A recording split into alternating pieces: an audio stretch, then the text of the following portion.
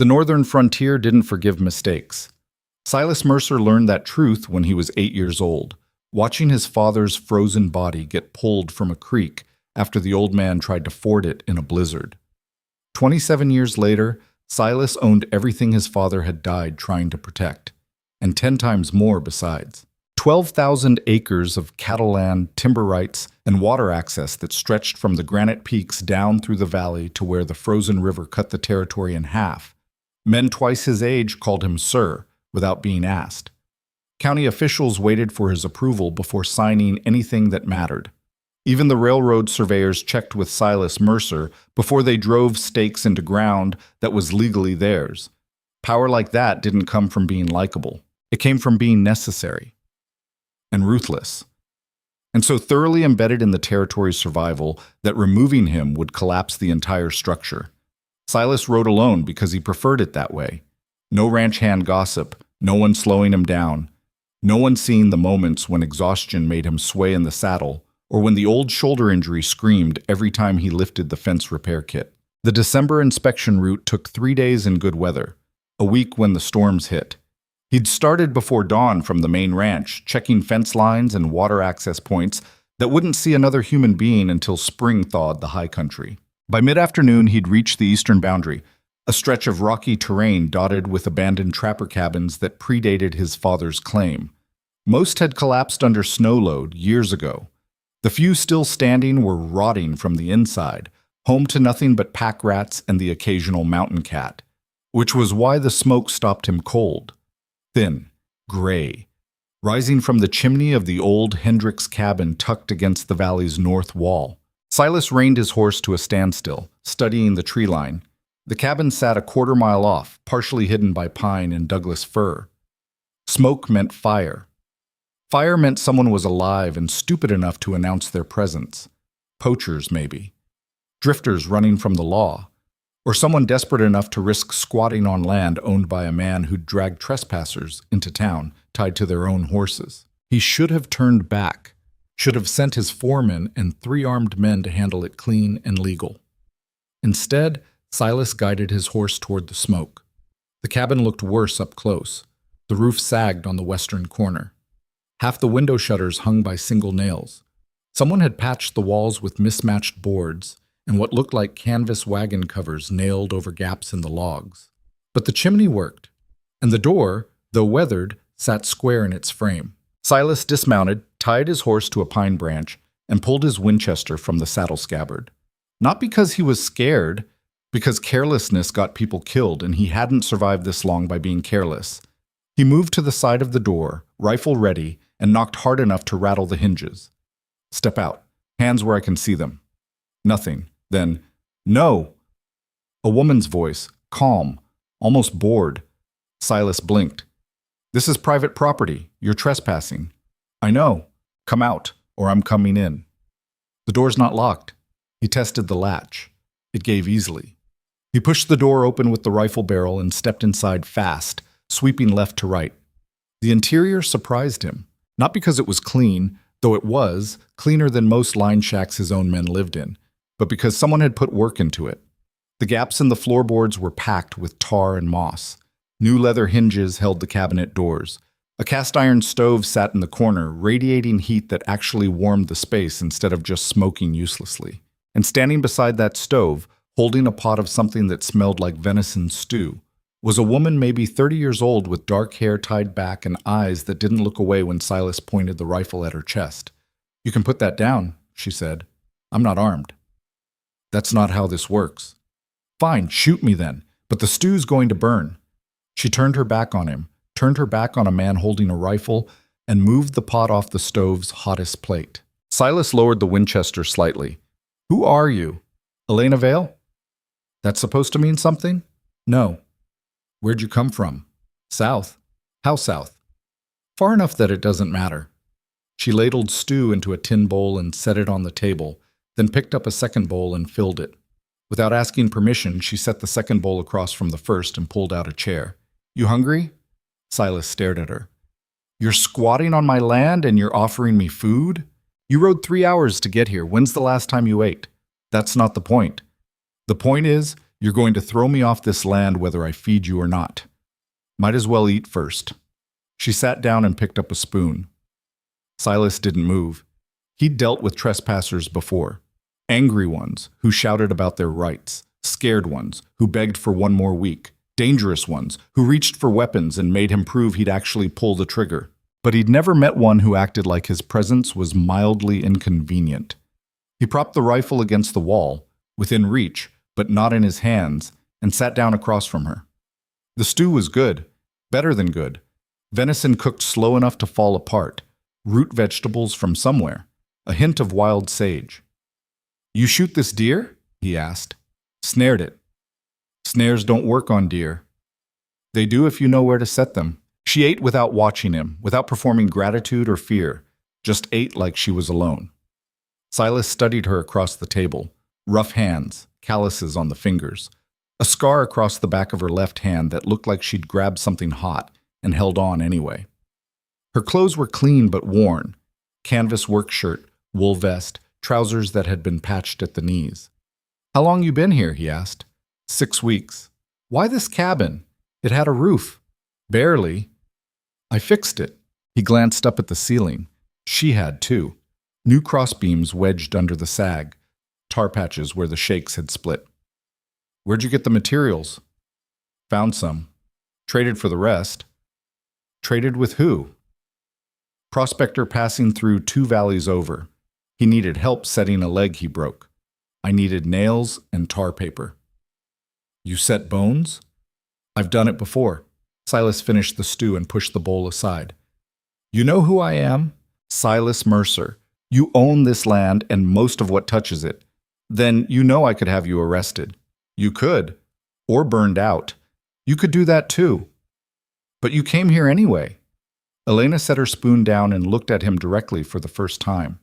Her eyes were gray, cold gray, like river stones.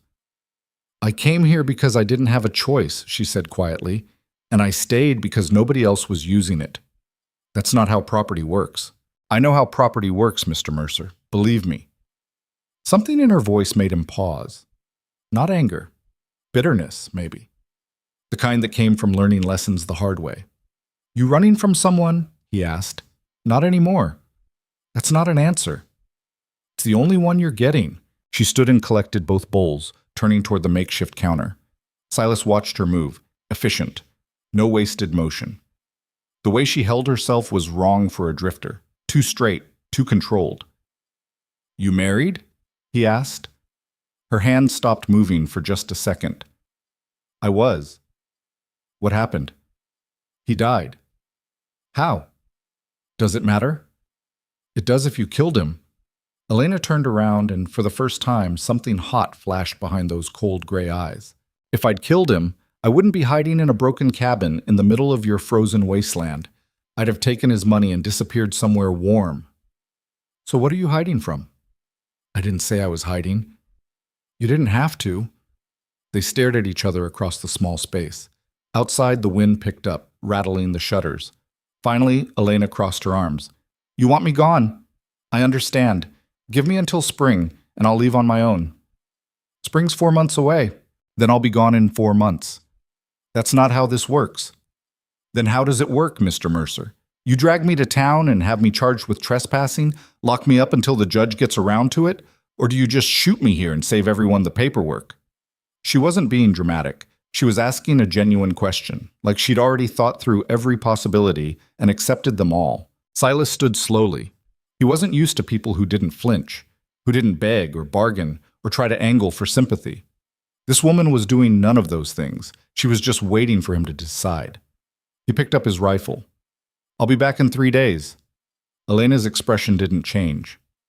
"All right. If you're still here, you're working." "Working at what?" "Whatever I tell you to. I've got line shacks that need winterizing, fence sections that need repair, water lines that freeze every year because my men are too lazy to do it right. You stay, you earn it. And if I don't want to work for you, then be gone before I get back." He moved toward the door, then stopped with his hand on the latch. Without turning around, he said, "That's stew. Where'd you learn to cook like that?" "My mother." "She teach you how to fix roofs too?" "No." I learned that after she died. Silas pulled the door open, letting in a gust of frozen air. 3 days, Mrs. Vale. It's just Elena. He glanced back. She was standing exactly where he'd left her, arms still crossed, expression unreadable. 3 days, Elena. He closed the door behind him and walked back to his horse through snow that was starting to fall harder. His men were going to think he'd lost his mind. Hell, maybe he had. But something about the woman in that cabin didn't add up. Women alone in the wilderness fell into patterns. They were running, hiding, or desperate. They cried or lied or played weak to buy themselves sympathy. Elena Vale did none of those things. She fixed what was broken, fed herself, survived. And when a man with a rifle walked through her door, she offered him stew. Silas mounted his horse and turned back toward the main ranch. The snow was coming down heavy now, erasing his tracks within minutes. By the time he reached the southern ridge, full dark had fallen, and the temperature had dropped low enough that his breath froze in his beard. He rode into the ranch yard just before midnight. The main house sat dark except for a lamp in the kitchen window. His housekeeper, Mrs. Chen, always left one burning when he was out late. The barn was warm and smelled like hay and horse sweat. Silas stripped the saddle off his horse, rubbed the animal down, and made sure it had feed and water before heading to the house. Inside, he pulled off his boots and coat, hung the rifle above the door, and poured himself 2 fingers of whiskey from the bottle he kept in the study. The fire had burned down to coals. He added 2 logs and stood watching them catch while the whiskey burned down his throat. Elena Vale. No family mentioned, no friends, no plans except to disappear in 4 months. A widow who could set bones and snare deer and rebuild a collapsing cabin with nothing but scraps and stubbornness. Silas finished the whiskey and poured another. He should have thrown her out, should have done it the moment he saw the smoke. That's what the old Silas would have done, the one who learned early that mercy was just weakness wearing a fancy name. But something stopped him. Maybe it was the way she'd looked at him without fear. Maybe it was the stew or the fixed roof or the quiet competence of someone who'd decided survival was non-negotiable. Or maybe he was just tired of being the only person in 100 miles who gave a damn whether things got done right. He drained the second whiskey, set the glass down, and headed upstairs to bed. 3 days. If she was still there in 3 days, he'd put her to work. And if she ran, well, the frontier was good at swallowing people who didn't want to be found. Either way, he'd know soon enough. All right. The next morning, Silas woke before dawn to 6 inches of new snow and a sky that promised more. He dressed, ate breakfast standing up in the kitchen, and spent the day riding fence lines closer to the main ranch. His foreman, a scarred block of a man named Dutch Kohler, met him at the south gate around noon. "Boss, heard you went up to the east boundary yesterday." "I did." "Find anything?" "Squatter in the old Hendricks place." Dutch's expression hardened. "Want me to handle it?" "No." "You want me to send some boys to—" "I said no." Dutch studied him for a long moment. "All right. What do you want me to do?" "Nothing. I'll deal with it." "Boss, if someone's setting up on your land—" "I'm aware, Dutch." The foreman held up his hands. "Your call." Silas rode on, checking water troughs and fence posts that had shifted in the freeze. His shoulder ached by mid-afternoon, but he didn't stop. Stopping meant thinking, and thinking meant asking himself why he'd let a strange woman stay on his land for even one more day. He didn't have a good answer. The second day, the snow stopped. Silas spent the morning in town, meeting with the bank manager about a loan extension for a neighbor whose herd had been hit by disease. He could have let the man lose everything.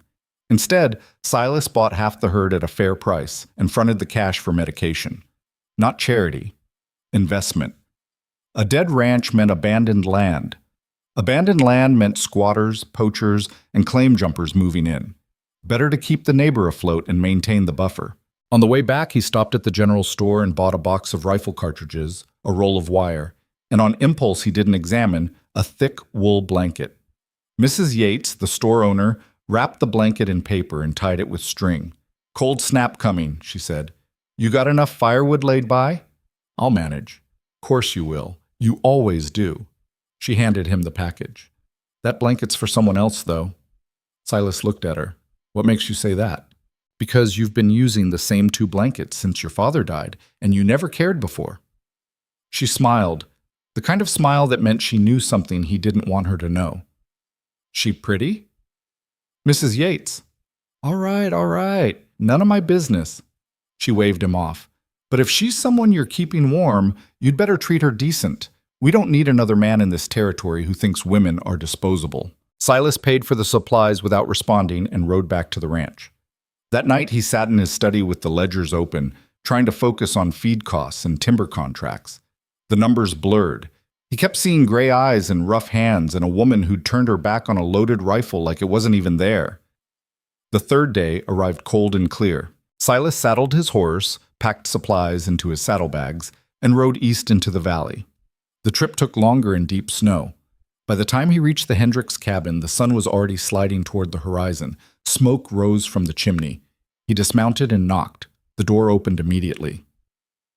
Elena stood in the doorway, dressed in the same clothes as before. She looked him up and down, then stepped aside. I wasn't sure you'd come back. I said 3 days. People say a lot of things. Silas stepped inside. The cabin looked different, better. She'd rehung one of the shutters, patched another section of wall, stacked firewood in a neat row beside the stove. He pulled the blanket from his saddlebag and set it on the table. You'll need this. Elena stared at the package. What is it? Blanket. Why? Because it gets colder, and that one you're using looks like it came off a dead man. It did. Silas blinked. What? Found him frozen half a mile upriver, took his blanket, his knife, and his coat, left the body for the wolves. She looked at Silas without shame or apology. You want it back? No. Then I'll keep the new one. Thank you. She unwrapped the blanket, shook it out, and draped it over the back of the single chair. Then she turned to face him. You said I'd be working. Doing what? Silas pulled a folded map from his coat and spread it on the table. These are my line shacks. 4 of them are winterized. 3 aren't. You're going to fix the 3 that aren't. Alone? Unless you've got friends hiding in the woods. What needs fixing? Roofs, stoves, door latches, whatever's broken. He tapped the map. This one's got a busted chimney. This one's missing half its floorboards. This one's got a door that won't close, which means animals get in. Elena studied the map. How far apart are they? 4 miles. 6? 10. In the snow. In the snow. She nodded slowly. What do I get? You stay here, rent-free. You eat from the supplies I bring, and when spring comes, if you want to leave, you leave. If you want to stay, we talk terms. Terms for what? Work. Same as any ranch hand. I'm not a ranch hand. No, you're better at fixing things than most of them. He refolded the map. That's why I'm offering. Elena crossed her arms and leaned against the wall, studying him the same way he'd studied her 3 days earlier. Why? She asked finally. Why what? Why offer me work instead of just throwing me out? You don't know me. I could be a thief, a liar, someone dangerous. Could be. So why risk it? Silas met her eyes. Because I watched you rebuild a roof with scraps? Because you snared a deer and cooked it without asking permission? Because when I walked through that door with a rifle, you didn't cry or beg or try to make me feel sorry for you? He paused. And because the frontier doesn't need more people who break things. It needs people who fix them. For a long moment, Elena didn't move. Then she pushed off the wall and stuck out her hand. All right, Mr. Mercer, you've got yourself a deal. Her handshake was firm, calloused, and completely without hesitation. Silas shook it once, then let go. You start tomorrow. I'll bring tools and supplies in the morning. I'll be ready.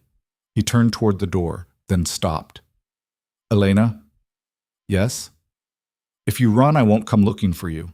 She nodded. And if I stay? Then you'd better be as good as I think you are. He stepped out into the frozen twilight, mounted his horse, and rode back toward the ranch. Behind him, smoke continued to rise from the chimney of the Hendricks cabin, steady, controlled, efficient. Just like the woman inside. Woke.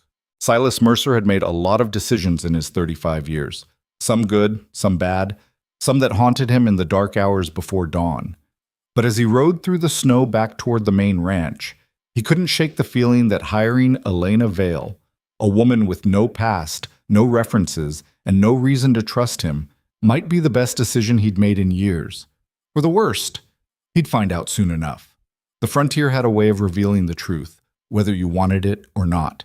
Silas arrived at the Hendricks cabin the next morning with a pack mule loaded with tools, lumber, and enough supplies to last 2 weeks. Elena was already outside, splitting firewood with an axe that looked older than she was. She didn't stop when he rode up, just kept swinging, the blade biting clean through each log. "You know how to use those tools?" Silas asked, nodding toward the mule. "I'll figure it out." "That's not an answer." Elena buried the axe in the chopping block and wiped her hands on her trousers. "My husband was a carpenter before he died. I watched him work for 6 years. I'm not a master, but I know which end of a hammer to hold." Silas dismounted and started unpacking the mule. Hammer, nails, crosscut saw, a box of metal hinges, 2 coils of rope, a bag of tar pitch that smelled like hell in a sack. "First line shack is 4 miles northeast," he said. "Chimney's cracked. Smoke backs up into the room. Needs repointing, maybe replacement if the damage goes too deep." Elena picked up the hammer, tested its weight. "You coming with me?" "No, I've got my own work." "So I'm just supposed to find it on my own?" Silas pulled out the map and pointed. "Follow the creek bed until it splits. Take the left fork. You'll see the shack on the ridge." "What if I get lost?" "Don't." She stared at him. "That's your advice? Don't get lost?" "You found this place, didn't you? You'll find that one." He handed her a canvas pack. "Food, matches, extra rope. If a storm hits, stay put until it clears." Elena took the pack and slung it over her shoulder. She looked at the loaded mule, then back at Silas. "You're serious. You're actually going to let me do this alone? You want help?" "No." "Then what's the problem?" She shook her head slowly. "Nothing. I just didn't expect you to trust me." "I don't trust you," Silas said flatly. "But I watched you rebuild this place with scraps. If you can do that, you can fix a chimney." He climbed back on his horse without another word and turned toward the main trail. Halfway to the tree line, he stopped and looked back. Elena was already loading tools onto the mule, moving with the kind of efficiency that came from doing hard work alone for too long.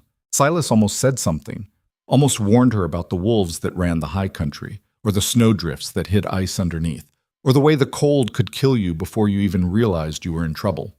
But he didn't. If she was going to survive out here, she'd need to learn those lessons herself.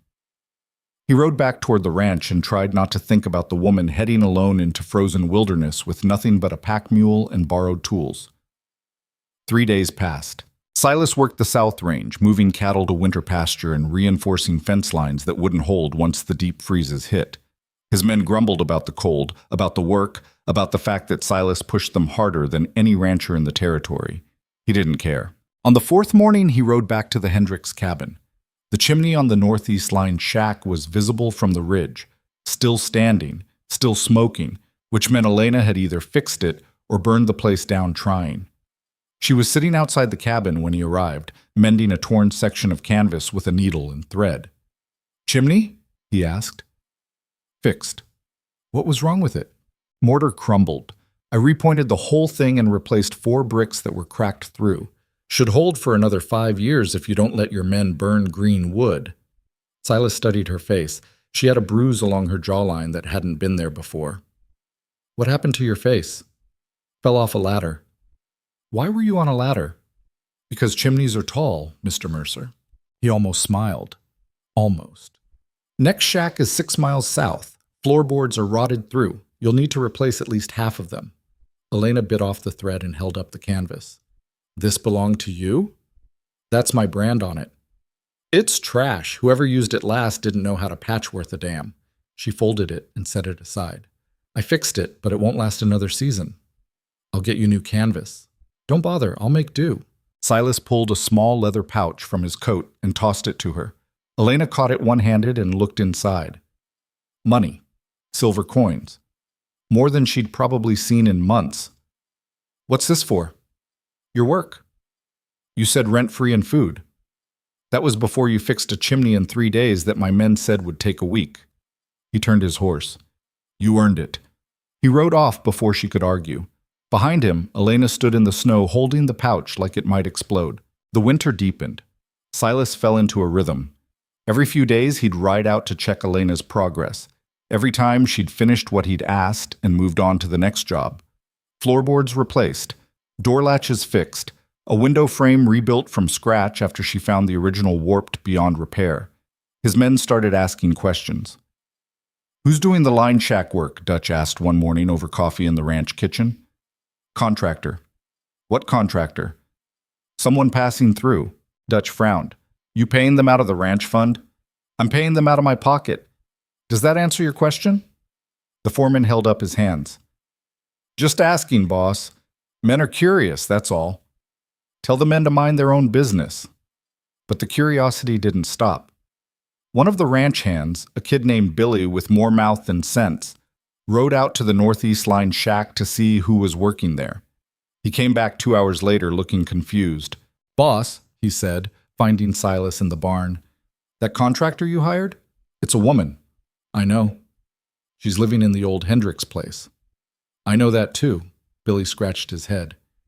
She told me if I came back without an invitation, she'd set traps around the cabin. Said she'd learned how from Shoshone traders, and I wouldn't like where I stepped."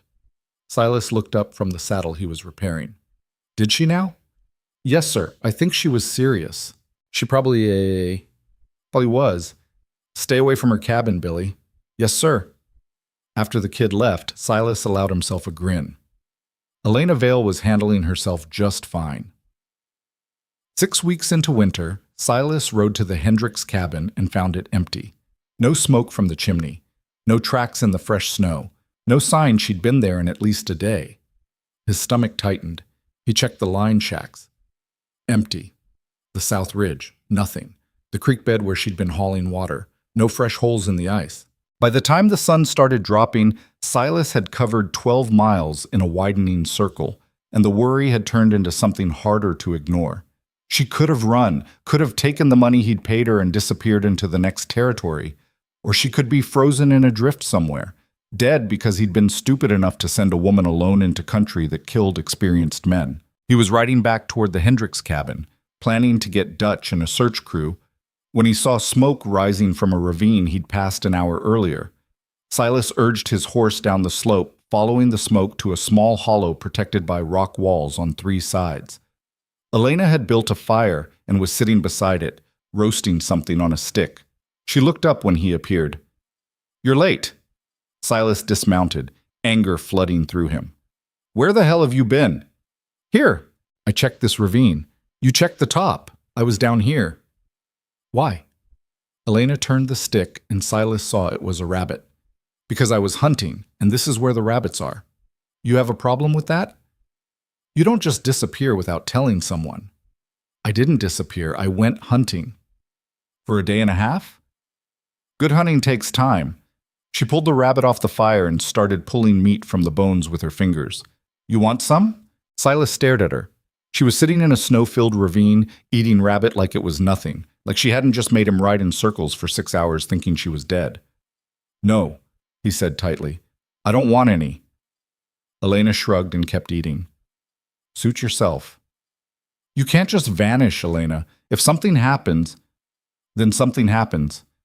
I've been taking care of myself for a long time, Mr. Mercer. I don't need you to worry about me. I'm not worrying, I am being practical. If you die on my land, that's a problem for me." "Why? Nobody knows I'm here." "My men know. So tell them I left. Easy." She said it so casually, like her death would be an inconvenience he could explain away with a lie. Silas crouched across the fire from her. "What happened to you?" Elena stopped chewing. "What?" "Something happened. Something that made you think you're disposable." He kept his voice even. "What was it?" For a long moment she didn't answer. She just stared into the fire, rabbit meat forgotten in her hands. Then, "My husband died 4 years ago. Fever took him in 3 days. We had land south of here, not much, but it was ours. Paid for. Legal." Silas said nothing. Waited. After he died, a man showed up. Barrett Crow. Said he was a land broker. Said my husband owed money I didn't know about. Showed me papers with signatures I'd never seen. Her voice went flat. Judge ruled in his favor. Sheriff came and told me I had 2 weeks to get out. "Did you fight it?" "With what? I had no money for a lawyer, no family, No proof the papers were fake except my word, and my word didn't mean anything. She threw the rabbit bones into the fire. So I left, packed what I could carry, and walked north. And Crow just let you go? No, he sent men after me. Said I'd stolen property that was legally his now, blankets, tools, a horse. She looked up, and her eyes were empty.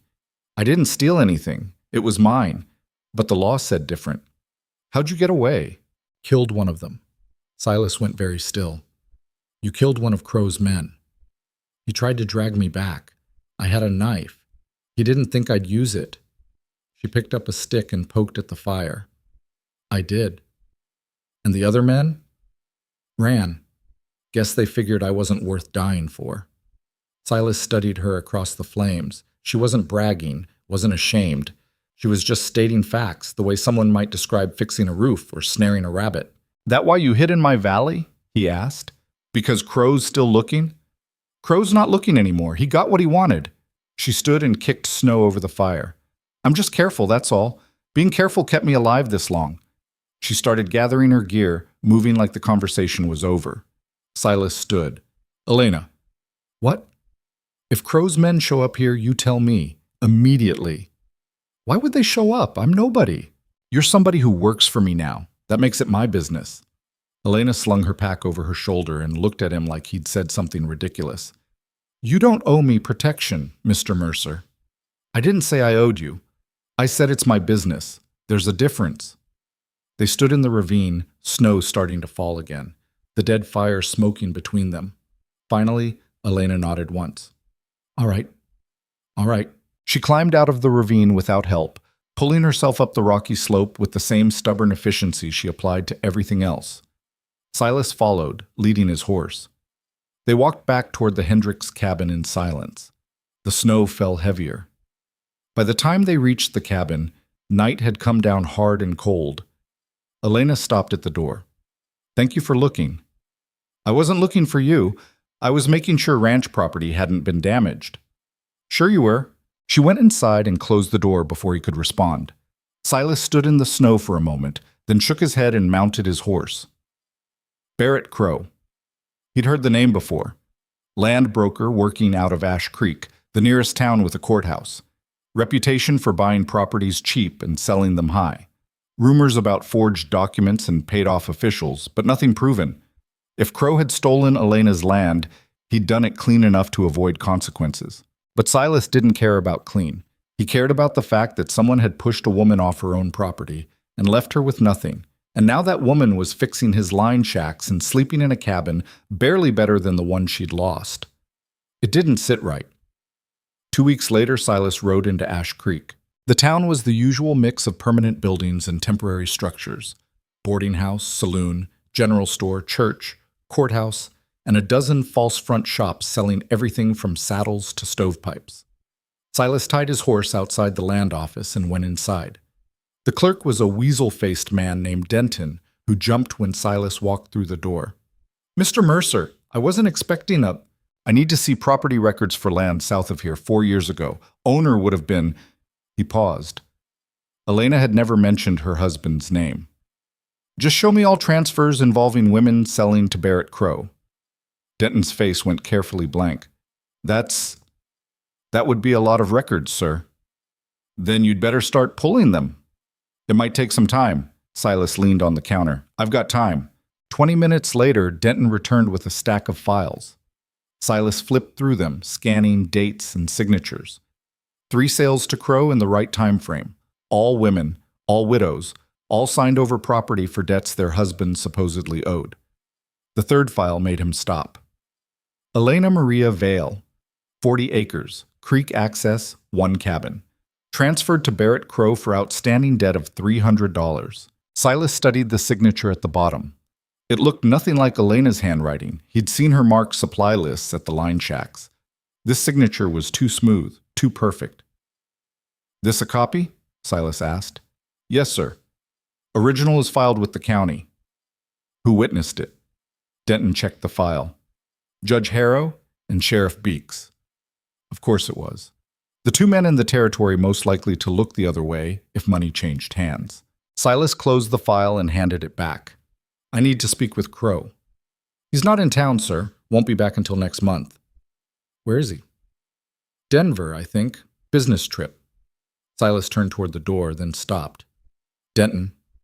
Yes, sir? If Crow asks why I was looking at his files, you tell him Silas Mercer wants to discuss a land purchase. Nothing else. Yes, sir. Of course. Silas left the land office and walked across the street to the saloon. It was early afternoon, and the place was nearly empty except for a bartender and two men playing cards in the corner. The bartender, a heavy-set man with a beard down to his chest, nodded when Silas walked in. Mr. Mercer, what can I get you? Whiskey and information. Whiskey's easy. Information depends. Silas put a silver dollar on the bar. Barrett Crow, what do you know about him? The bartender poured the whiskey and slid it across the bar, but he didn't touch the coin. Crow's not someone you want to cross, Mr. Mercer. I didn't ask if I should cross him. I asked what you know. The bartender glanced at the men in the corner, then leaned closer. He's been buying up land for 5 years. Targets widows mostly. Lonely women with no family and no money for lawyers. Shows up with papers saying their husbands owed money. Judge rules in his favor. Women lose everything. And nobody stops him? Who's going to stop him? Sheriff's in his pocket. Judge, too. Anyone who complains gets run out of town or worse. He lowered his voice. Last man who tried to fight him ended up shot. Ruled self-defense. Was it? Depends who you ask. Silas downed the whiskey. How many properties has he taken? 8 that I know of, probably more. And he sells them? Some. Others he just holds until someone makes an offer. Turns a profit either way. Silas set another coin on the bar. If Crow comes back and asks about me, you don't mention this conversation. Understood. Silas left the saloon and stood on the boardwalk, watching the street. Ash Creek was a company town in everything but name, the kind of place where power came from knowing the right people and paying the right bribes. Barrett Crow had built himself a comfortable setup. Take land from women who couldn't fight back. Use the law to make it legal. Profit. And Elena had walked away from all of it instead of letting them kill her. Silas mounted his horse and rode back toward the ranch, his mind working through what he'd learned. Crow was protected, judge and sheriff both. Fighting him directly would mean going through the same legal system that had already failed Elena once. But Silas Mercer didn't just use the law. He owned half the businesses in the territory, held loans on most of the ranches, controlled water access and grazing rights for 100 miles. If he wanted Barrett Crow gone, there were other ways to do it. He just needed to be careful and patient. The winter storms came harder in late January. Silas spent 2 weeks snowed in at the ranch, managing accounts and supplies, while his men huddled in the bunkhouse and complained about the cold. On the first clear day, he rode out to check the line shacks. Elena had been busy. The last shack on her list was finished.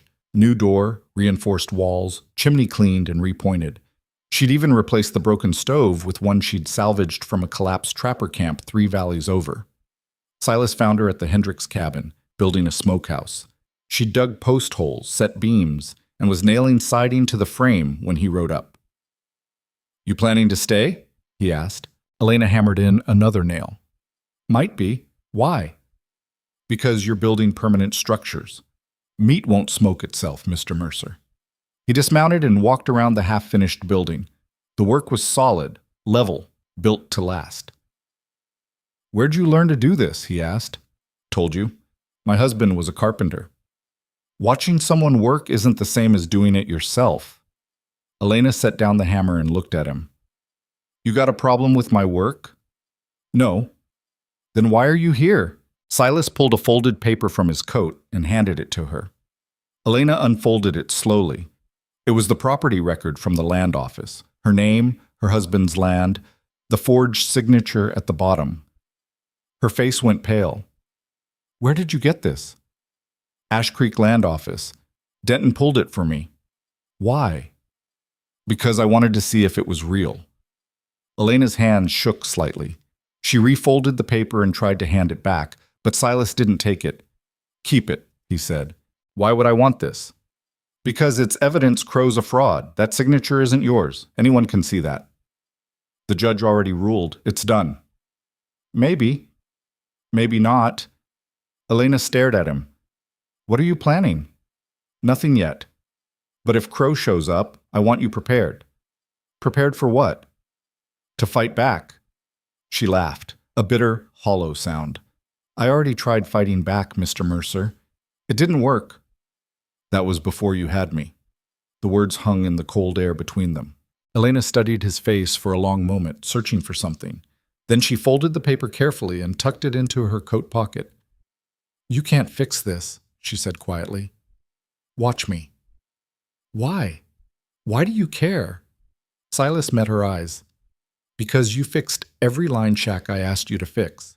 Because you survived alone in the worst winter this territory's seen in a decade. Because Barrett Crow stole from you, and men like that don't stop unless someone makes them. And you think you're the someone? I know I am. Elena picked up her hammer again and turned back to the smokehouse. Do what you want, Mr. Mercer, but don't expect me to believe anything good comes from it. She started hammering again, the sound echoing across the frozen valley. Silas stood there for another moment, then climbed back on his horse and rode away. Behind him, Elena kept working, each strike of the hammer driving nails through wood with brutal precision. She didn't look up when he left. But she didn't throw the paper away either. February brought a break in the weather. The temperature rose just enough to melt the top layer of snow, turning the trails into freezing mud that sucked at the horses' hooves. Silas rode to Ash Creek on a Thursday, timing his arrival for late morning when he knew Barrett Crow held office hours at the small building he rented beside the courthouse. The land broker was exactly what Silas expected. Mid-40s, well-dressed, clean-shaven. The kind of man who looked respectable enough to steal from you with a smile. Crow looked up when Silas walked in. Mr. Mercer, this is unexpected. I'm interested in purchasing property. Of course, please, sit. Crow gestured to a chair across from his desk. What kind of property are you looking for? Land south of here, creek access, 40 acres. Crow pulled out a ledger and flipped through pages. I have several parcels that might interest you. Let me show you. I'm interested in one specifically. Used to belong to Elena Vale. Crow's hand stopped moving. His smile didn't change, but something cold flickered behind his eyes. That property's not for sale. Everything's for sale at the right price. Not that property. Silas leaned back in his chair. Why not? Personal reasons. What kind of personal reasons? Crow closed the ledger. With respect, Mr. Mercer, I don't answer to you. The property is mine, legally purchased, and I have no interest in selling. Even at twice what you paid? Even at 10 times. Silas studied him. You took that land from a widow using forged documents. Funny thing is, I've seen her signature. Doesn't match what's on file. The smile vanished from Crow's face. That's a serious accusation. It's an observation. The sale was reviewed by Judge Harrow and witnessed by Sheriff Beeks. If you have evidence of fraud, take it to them. Maybe I will. Crow stood. I think we're done here. Silas stayed seated. We're done when I say we're done. You stole from Elena Vale. I want that land returned to her, and I want you gone from this territory. Or what? Or I make your life very difficult. Crow laughed, a short, sharp sound. You think you can threaten me? I know how this game works, Mercer. You have money and land, but I have the law. Try to fight me, and you'll lose. Silas stood slowly. I don't lose. Everyone loses eventually. They faced each other across the desk. Crow's confidence was genuine. He'd built a system that protected him. Judge, sheriff, probably half the town officials. Fighting him through legal channels would take years and might not work at all. But Silas hadn't come here for a legal fight. He'd come here to deliver a message. Elena Vale works for me now, Silas said quietly. That means she's under my protection. If you or your men go near her, you answer to me. Understood? Crow's jaw tightened. She's still alive? Very much so. Interesting. Last I heard, she'd disappeared into the mountains.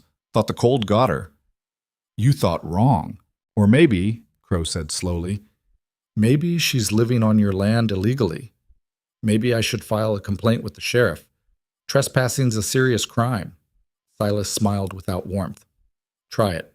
See what happens. He turned and walked out of the office before Crow could respond. Outside, he untied his horse and mounted. Across the street, Sheriff Beeks stood on the courthouse steps, watching. Silas met his eyes and nodded once. The sheriff didn't nod back. The ride back to the ranch took 3 hours. By the time Silas arrived, the sun was setting and his shoulder ached from the cold. Dutch met him at the barn. "How'd it go?"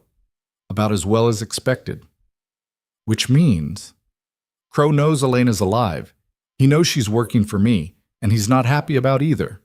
Dutch frowned. "You think he'll try something?" "I think he's the kind of man who doesn't like losing, so yes." "You want me to put men on the line shacks?" "Not yet, but keep an eye out. Anyone comes onto our land asking questions, I want to know immediately." "Will do, boss." Silas took care of his horse, then walked to the main house. Mrs. Chen had left stew warming on the stove. He ate standing up, too tired to sit, then poured whiskey and collapsed into the chair in his study. He'd poked the bear. Crow wouldn't let it go. Men like that never did. They'd come after Elena eventually, maybe not directly, but they'd find a way. Which meant Silas needed to move faster. He pulled out paper and pen and started writing. Letters to business contacts in Denver, questions about Barrett Crow's finances, his loans, his backers. Information was power, and Silas needed every piece he could find. By the time he finished, it was past midnight and his hand cramped from writing. He sealed the letters, set them aside for the morning post, and finally dragged himself upstairs to bed. Sleep didn't come easy. He kept seeing Elena's face when he'd handed her the forged document.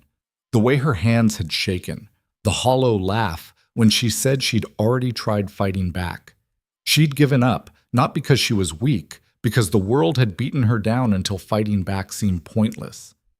Silas stared at the ceiling and made himself a promise. Barrett Crow had stolen Elena's land, her home, and her future. Silas was going to take all of it back. And if Crow tried to stop him, Silas would destroy the man piece by piece until there was nothing left. He'd done it before to people who threatened what was his. He'd do it again. The frontier didn't forgive mistakes, but it also didn't forgive theft. And Barrett Crow was about to learn that the hard way. The responses from Denver started arriving 3 weeks later. Silas sat in his study sorting through envelopes, each one containing information he'd paid good money to obtain. Barrett Crow's financial records weren't public, but money had a way of loosening tongues in the right offices. The first letter confirmed what Silas suspected. Crow was leveraged heavily. He'd borrowed against properties he'd acquired, using the land as collateral for loans that funded more acquisitions. A house of cards built on stolen ground. The second letter was more interesting. Crow had a partner in Denver, a banker named Whitmore, who provided the capital for land purchases in exchange for a percentage of the profits. Whitmore was connected, wealthy, and careful never to get his hands dirty. The third letter made Silas smile. Whitmore was 3 months behind on loan payments to a railroad consortium. The consortium was losing patience. They wanted their money or they wanted assets, preferably both. Silas leaned back in his chair and stared at the ceiling. If he could pressure Whitmore, Whitmore would pressure Crow. And if Crow was suddenly fighting to keep his entire operation from collapsing, he wouldn't have time or resources to go after Elena. It was elegant, quiet, the kind of warfare Silas preferred, fought with ledgers and contracts instead of guns. He pulled out fresh paper and started writing letters, one to his contact at the railroad consortium, another to a lawyer in Denver who specialized in debt collection, a third to the territorial land office requesting a full audit of Crow's property acquisitions. By the time he finished, dawn was breaking outside his window. Silas sealed the letters, left them for the morning post, and finally allowed himself to sleep. 2 days later, Elena showed up at the main ranch house.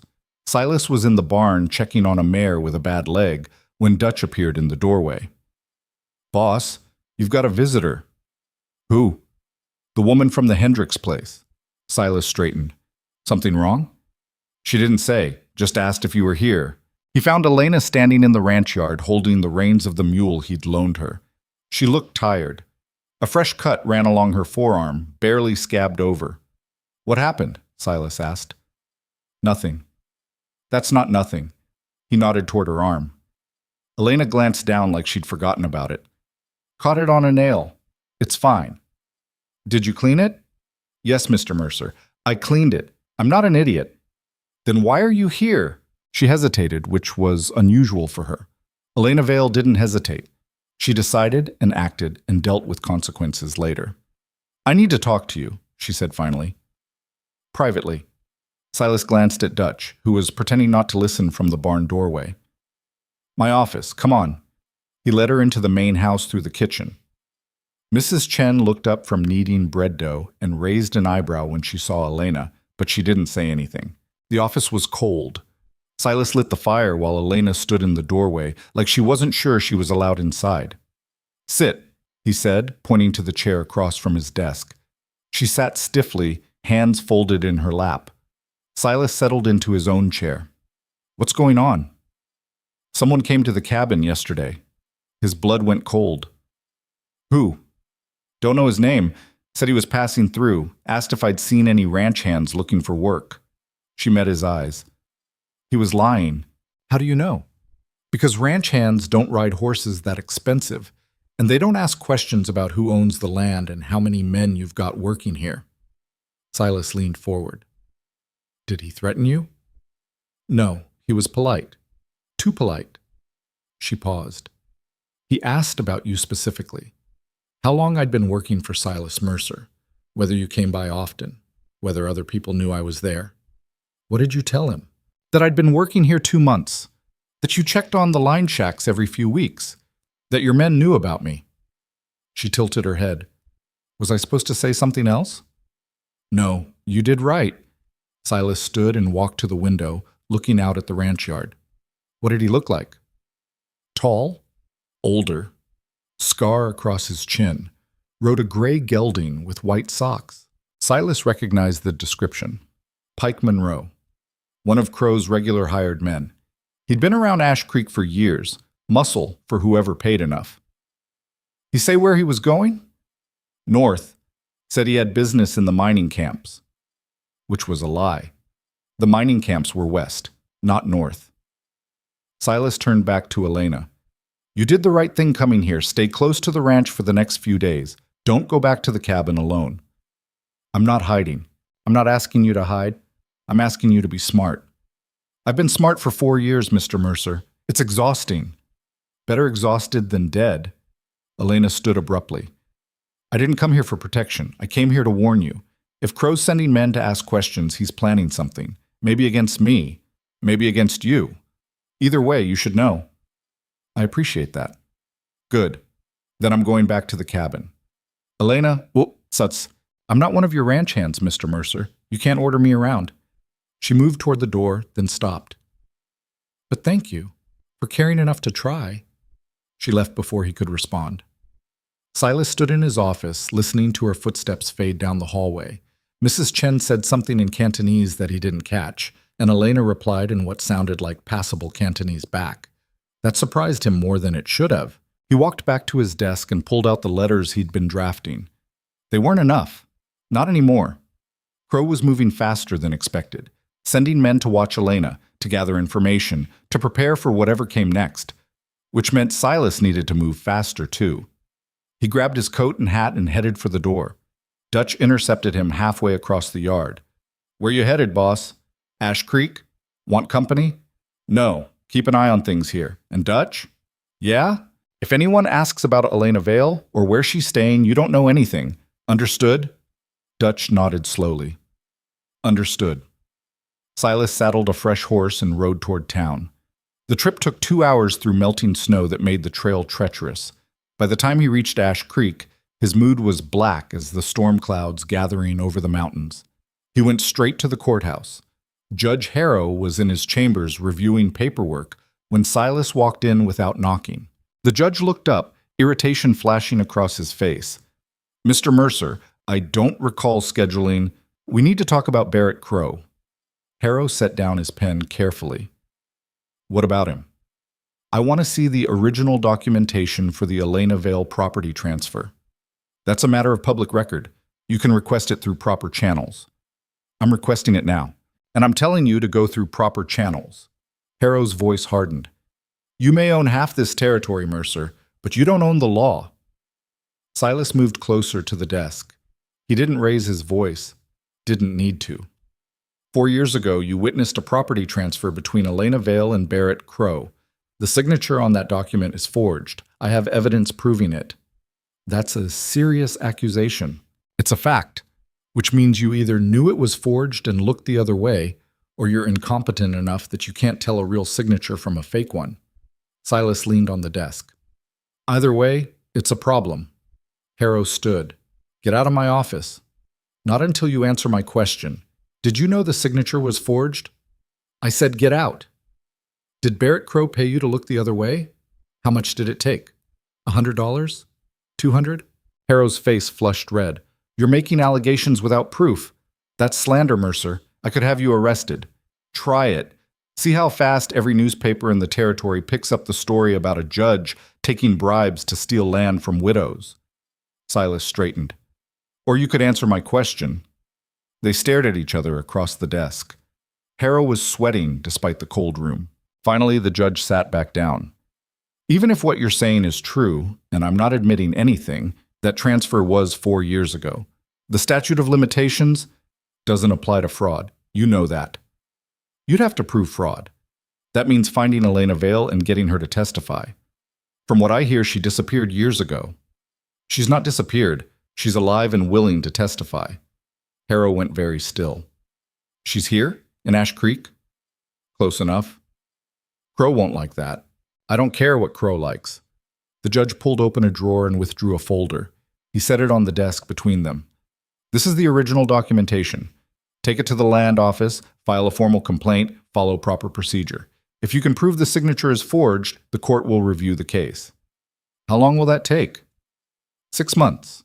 Maybe a year. That's not acceptable. That's how the law works. Harrow pushed the folder toward Silas. You want justice? Follow the process. But understand this, Mercer. Barrett Crow has friends. Powerful friends. You go after him, you're going to make enemies you can't afford. Silas picked up the folder. I've had enemies before. I'm still here. They're not. He left the courthouse and walked across the street to the sheriff's office. Sheriff Beeks was at his desk cleaning a rifle when Silas entered. He didn't look up. Mercer. Sheriff. Heard you were making trouble for Judge Harrow. Just asking questions. Uh-huh. Beeks set down the cleaning rod. Let me guess. This is about the Vale woman. It is. She should have left when she had the chance. Would have saved everyone a lot of trouble. Or you could have done your job and investigated whether the paperwork was legitimate. Beeks finally looked up. I don't take orders from you, Mercer. I answer to the law. You answer to whoever pays you the most. Right now, that's Barrett Crow. The sheriff stood slowly. He was a big man, 6 feet tall, and built like an ox. He'd been sheriff for 12 years, elected by people who wanted someone tough enough to keep the peace and smart enough not to ask too many questions. You're walking a dangerous line, Beeks said quietly. Is that a threat? It's advice. Barrett Crow is a businessman. He plays by the rules. His rules, maybe, but rules nonetheless. You start a war with him. People get hurt. People you care about. Silas met his eyes. If anyone touches Elena Vale, I'll hold you personally responsible. You can't prove I've done anything wrong. I don't need proof. I need leverage. And Sheriff, I've got enough leverage to bury you 6 different ways. He moved toward the door. Pass that message along to your friend Crow. He left the office and stood on the boardwalk watching the street. Ash Creek was quiet this time of day. A few wagons, some horses tied outside the saloon. Normal people doing normal business. But underneath the surface, rot festered. Officials who sold their authority. Businessmen who stole from the defenseless. A system built to protect power instead of people. Silas had operated in that system for years, used it when it served him, ignored it when it didn't. But this was different. This was personal. He mounted his horse and rode to the livery stable where he knew Barrett Crow kept an office above the grain storage. The stairs creaked under his boots. At the top, a door stood half open, revealing a small room with a desk, filing cabinet, and 2 chairs. Crow was inside, writing in a ledger. He looked up when Silas appeared in the doorway. Mr. Mercer, twice in 1 month. I'm flattered. Silas stepped inside and closed the door behind him. We need to talk.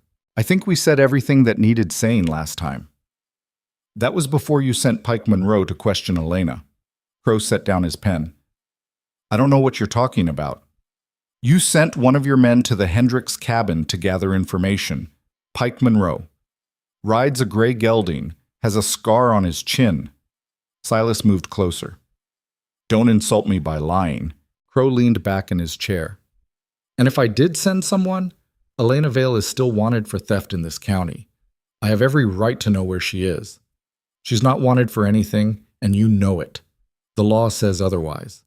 The law is wrong, and I can prove it. With what? A forged document that you claim is forged? Good luck with that. Crow smiled. Face it, Mercer. You're not going to win this.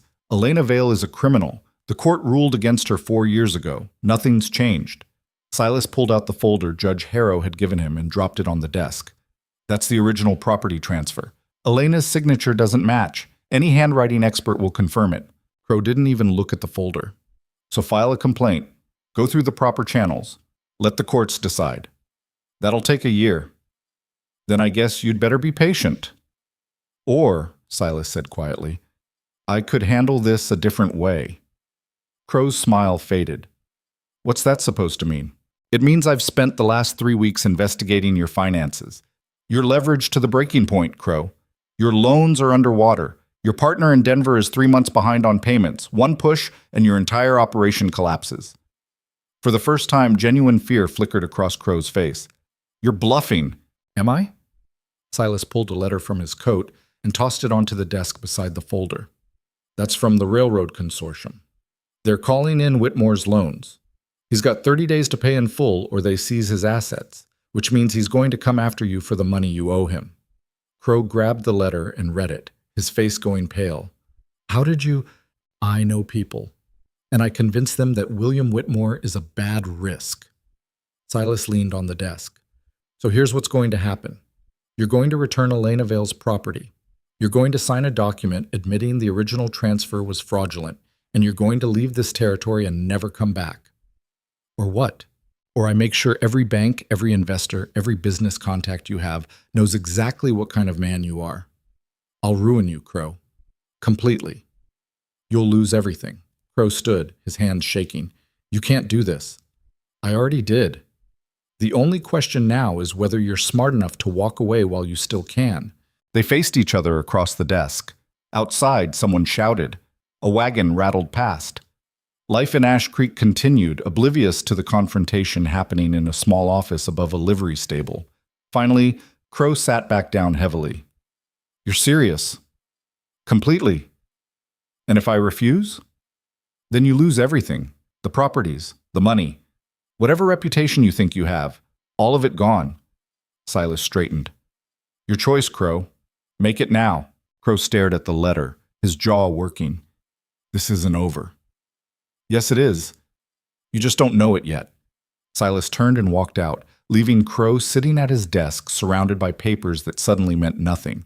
The ride back to the ranch took longer than it should have. Silas's shoulder ached from the cold, and exhaustion was catching up with him. But he couldn't stop thinking about the look on Crow's face when he'd realized he was trapped. Fear. Anger.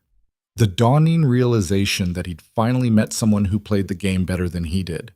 Silas should have felt satisfied. He'd backed Crow into a corner, cut off his options, forced him to choose between losing everything or giving back what he'd stolen. But satisfaction wouldn't come, because the reality was that Crow wasn't going to fold quietly. Men like him never did. They'd fight, scheme, look for any angle that might save them. Which meant this wasn't over. It was just beginning. Silas reached the ranch after dark. Dutch was waiting in the barn. How'd it go? I made Crow an offer. We'll see if he's smart enough to take it. And if he's not, then things get messy. Dutch nodded slowly. The Vale woman came by again while you were gone. What did she want? Said she was heading back to the cabin. Wanted to let you know in case you came looking. He paused. She also said to tell you that if Crow's men show up, she's not going quietly. Silas closed his eyes. Of course she did. She's stubborn, boss. I noticed. Reminds me of someone else I know. Silas shot him a look. Don't. Dutch grinned. Just saying. After taking care of his horse, Silas walked to the main house. Mrs. Chen had left food warming, but he wasn't hungry. He poured whiskey instead and sat in his study, staring at the fire. He'd set things in motion that couldn't be stopped. Pressured Crow. Threatened to ruin him. Forced the man into a corner where his only options were surrender or fight. And Silas knew which one Crow would choose. Men like Barrett Crow didn't surrender. They doubled down. Got desperate. Made mistakes. Which meant Elena was in danger. He drained the whiskey and poured another. For years, Silas had operated alone. No partners. No one to worry about except himself. It made life simpler, cleaner. No emotional attachments to cloud judgment or create vulnerabilities. But somewhere along the way, Elena Vale had become more than just another ranch hand. She'd become someone he gave a damn about. And that was dangerous. Because giving a damn meant caring whether someone lived or died. It meant making decisions based on emotion instead of cold calculation. It meant becoming the kind of man who'd start a war over a woman who'd walked into his life 3 months ago carrying nothing but stubbornness and survival instincts. Silas finished the second whiskey and set the glass down. Too late to change course now. He'd made his choice, and he'd see it through to the end, whatever that end might be. 3 days passed without word from Crow. Silas spent the time preparing. He moved cattle to safer pasture. Reinforced locks on the ranch buildings, made sure his men knew to report any strangers immediately. On the 4th day, a rider appeared at the ranch gate. It was Pike Monroe. Silas met him in the yard, rifle in hand. Dutch and 2 other men flanked him, also armed. Monroe raised his hands, showing he wasn't carrying a weapon. "I'm just here to deliver a message, Mercer." "Talk.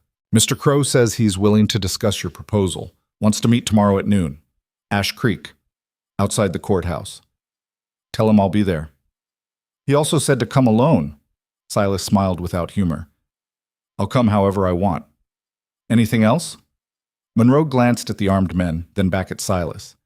"Yeah, he said to tell you that Elena Vale isn't worth what you're about to lose. I'll decide what she's worth. Get off my land." Monroe turned his horse and rode away without another word. Dutch moved closer. "You really going into town alone?" "No, but Crow doesn't need to know that." "What's the plan?" "I meet Crow. We settle this. You and the men stay out of sight unless things go wrong." "And if things go wrong?" Silas checked the rifle's chamber. "Then we handle it."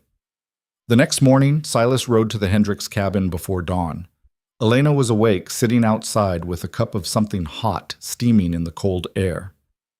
"You're up early?" she said. "Need to tell you something." She set down the cup. "What?" "I'm meeting with Crow today, in Ash Creek. He's going to return your property and leave the territory." Elena stood slowly. "Just like that?" "Just like that." "Why would he agree to that?"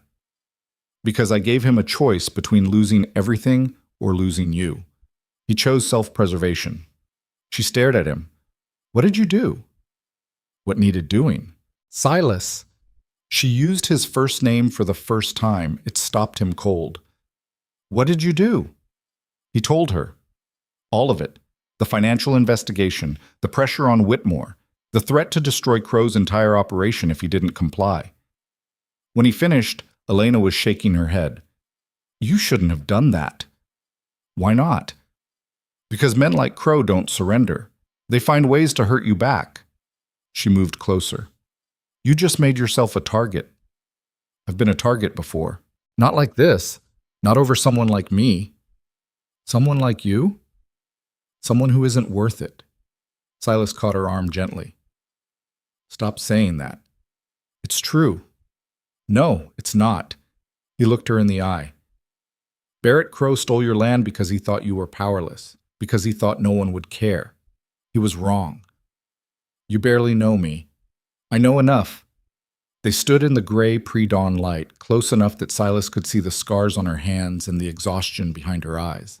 "If something happens to you because of me," Elena said quietly, "I won't forgive myself." "Then don't let anything happen to me. Come to Ash Creek. Be there when Crow signs the papers." "I can't." "Why not?" "Because if I'm there, he'll try something. He always does." She pulled away. "Go to your meeting, Silas. Get the papers signed, but don't expect me to watch you risk everything for a piece of land I lost 4 years ago." She walked back into the cabin and closed the door.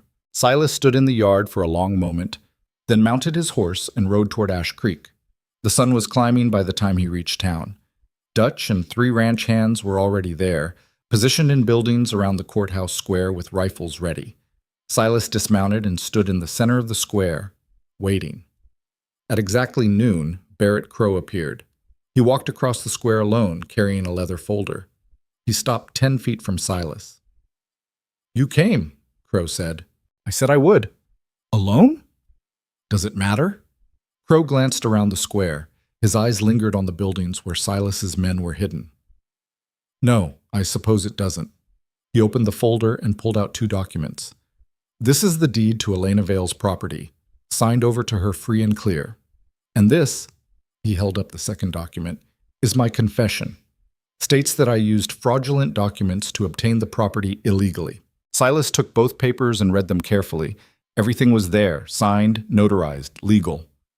"Where's the original forged deed?" Silas asked. Crow pulled it from the folder and handed it over. "Here." Silas held all 3 documents, studying Crow's face. The man looked defeated, beaten, too beaten. "This was easier than I expected," Silas said carefully. "You gave me no choice." Men always have choices, not when they're backed into corners. Crow's smile was bitter. "You win, Mercer. Elena gets her land back. I leave the territory. Everyone's happy. When are you leaving?" "Today, as soon as we're done here." Silas folded the documents and tucked them inside his coat. "Stay gone, Crow. If I hear you've come back, I'll finish what I started." "Oh, I'm sure you will." Crow turned to leave, then stopped. "One more thing." "What?" "Elena Vale killed one of my men 4 years ago. That's not something I forget." His voice was cold. "You may have won this round, Mercer, but understand something. She's marked. And men who are marked have a way of running into trouble no matter where they go." Silas's hand moved toward his rifle. "That sounds like a threat." "It's a fact, just like the fact that women who kill men usually end up dead themselves." Crow smiled. "Funny how justice works sometimes." He walked away before Silas could respond. Silas stood in the square, watching Crow disappear around a corner. Something was wrong. The man had given in too easily, signed everything without argument, walked away with nothing but a vague threat that might mean everything or nothing.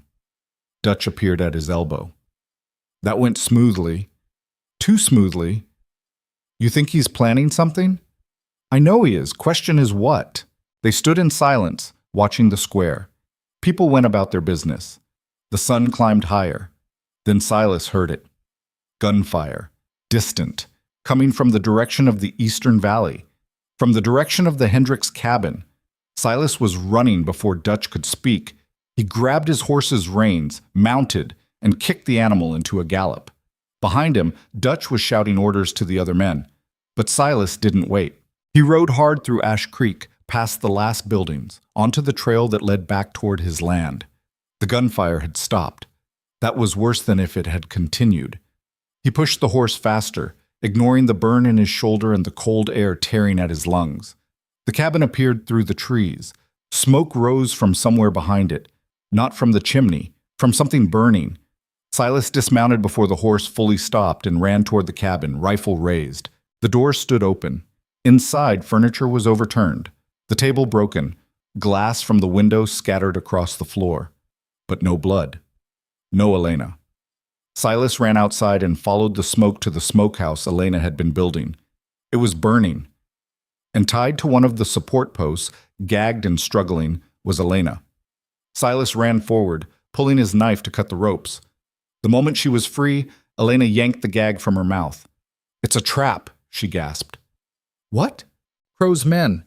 They were waiting, 3 of them. They knew you'd be in town." She grabbed his arm. "Silas, they're still here!" A rifle shot cracked through the air. Bark exploded from the tree beside Silas's head. He dove, pulling Elena down with him behind the burning smokehouse. 2 more shots, then silence. Silas risked a glance around the edge of the structure. Movement in the trees. At least 2 men, maybe 3. Dutch and the ranch hands were still 15 minutes away, which meant Silas was alone, pinned down, with a burning building at his back and hired guns in the trees. He looked at Elena. "Can you shoot?" "Yes." He handed her his pistol. "There's two in the trees, straight ahead. Don't waste bullets." "What are you going to do?" "Create a distraction." Before she could argue, Silas rolled left, away from the burning building, and fired 3 quick shots into the trees. Return fire came immediately, 2 rifles, both from slightly different positions. Elena leaned around the other side of the smokehouse and fired once. A man screamed. "Got one!" she shouted. Silas reloaded and fired again. This time he aimed for sound, not sight. The rifle fire stopped. For a moment, everything was quiet except for the crackling of burning wood. Then, "Mercer!" Pike Monroe's voice coming from the trees. "We can do this the easy way or the hard way. Hand over the woman, and we leave." Silas didn't answer. He reloaded and waited. "She killed Crow's man 4 years ago," Monroe continued. "That debt needs paying. You give her to us, this ends. You don't, and we burn your whole valley down." Elena gripped the pistol tighter. "Don't," she whispered. Silas looked at her. "I'm not giving you to anyone. They'll kill you. They'll try." More gunfire erupted, but this time from behind the cabin. Dutch and the ranch hands had arrived. Monroe shouted something Silas couldn't hear. Then there was crashing in the underbrush as men ran. Silence fell again. Dutch appeared around the side of the smokehouse, rifle ready. "Boss, you all right?" "Fine. Elena?" "I'm okay." Dutch lowered his rifle. "We got one of them. Other 2 ran. You want us to track them?" Silas stood slowly, helping Elena up. "No.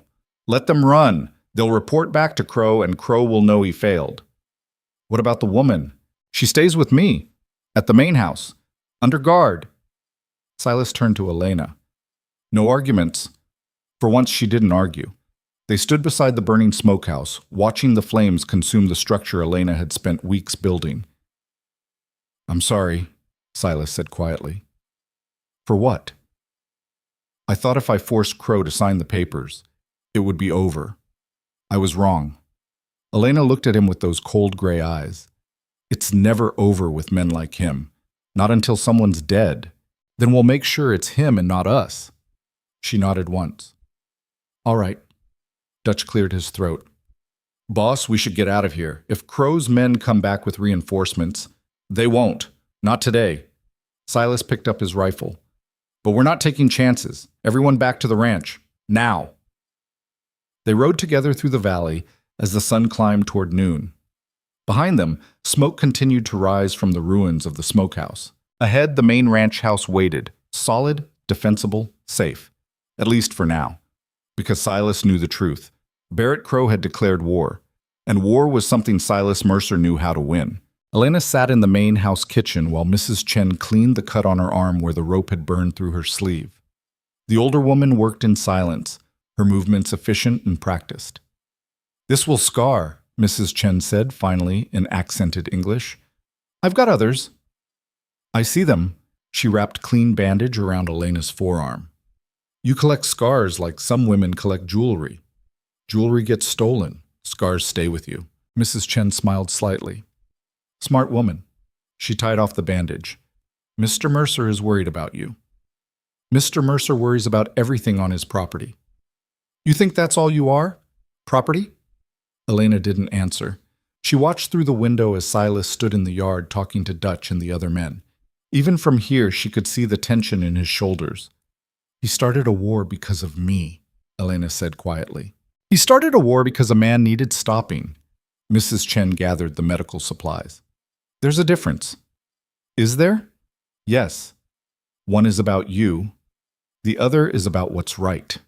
She moved toward the door, then paused. "You know what I think?" "What?" "I think you're not used to someone fighting for you instead of against you. Makes you nervous." She left before Elena could respond. Silas came in 10 minutes later, his coat covered in ash from the smokehouse fire. He hung it by the door and poured himself water from the pitcher on the counter. "Your men all right?" Elena asked. "Shaken, but fine. You?" "I've been worse." He sat across from her at the kitchen table. Up close, she could see the exhaustion in his face, lines around his eyes that hadn't been there 3 months ago, gray threading through his dark hair at the temples. "I'm sorry," Elena said. Silas looked up. "For what?" "For bringing this to your door. You should have thrown me out that first day. Probably, but I didn't. Why not? He was quiet for a moment, turning the water glass in his hands. Because I'm tired of watching strong people get destroyed by weak ones. Crow isn't weak. Yes, he is. He just hides it behind money and hired guns. Silas set down the glass. Strong people build things, fix things, survive when everything's trying to kill them. You're strong, Elena. Crow's just vicious. Vicious wins more often than strong.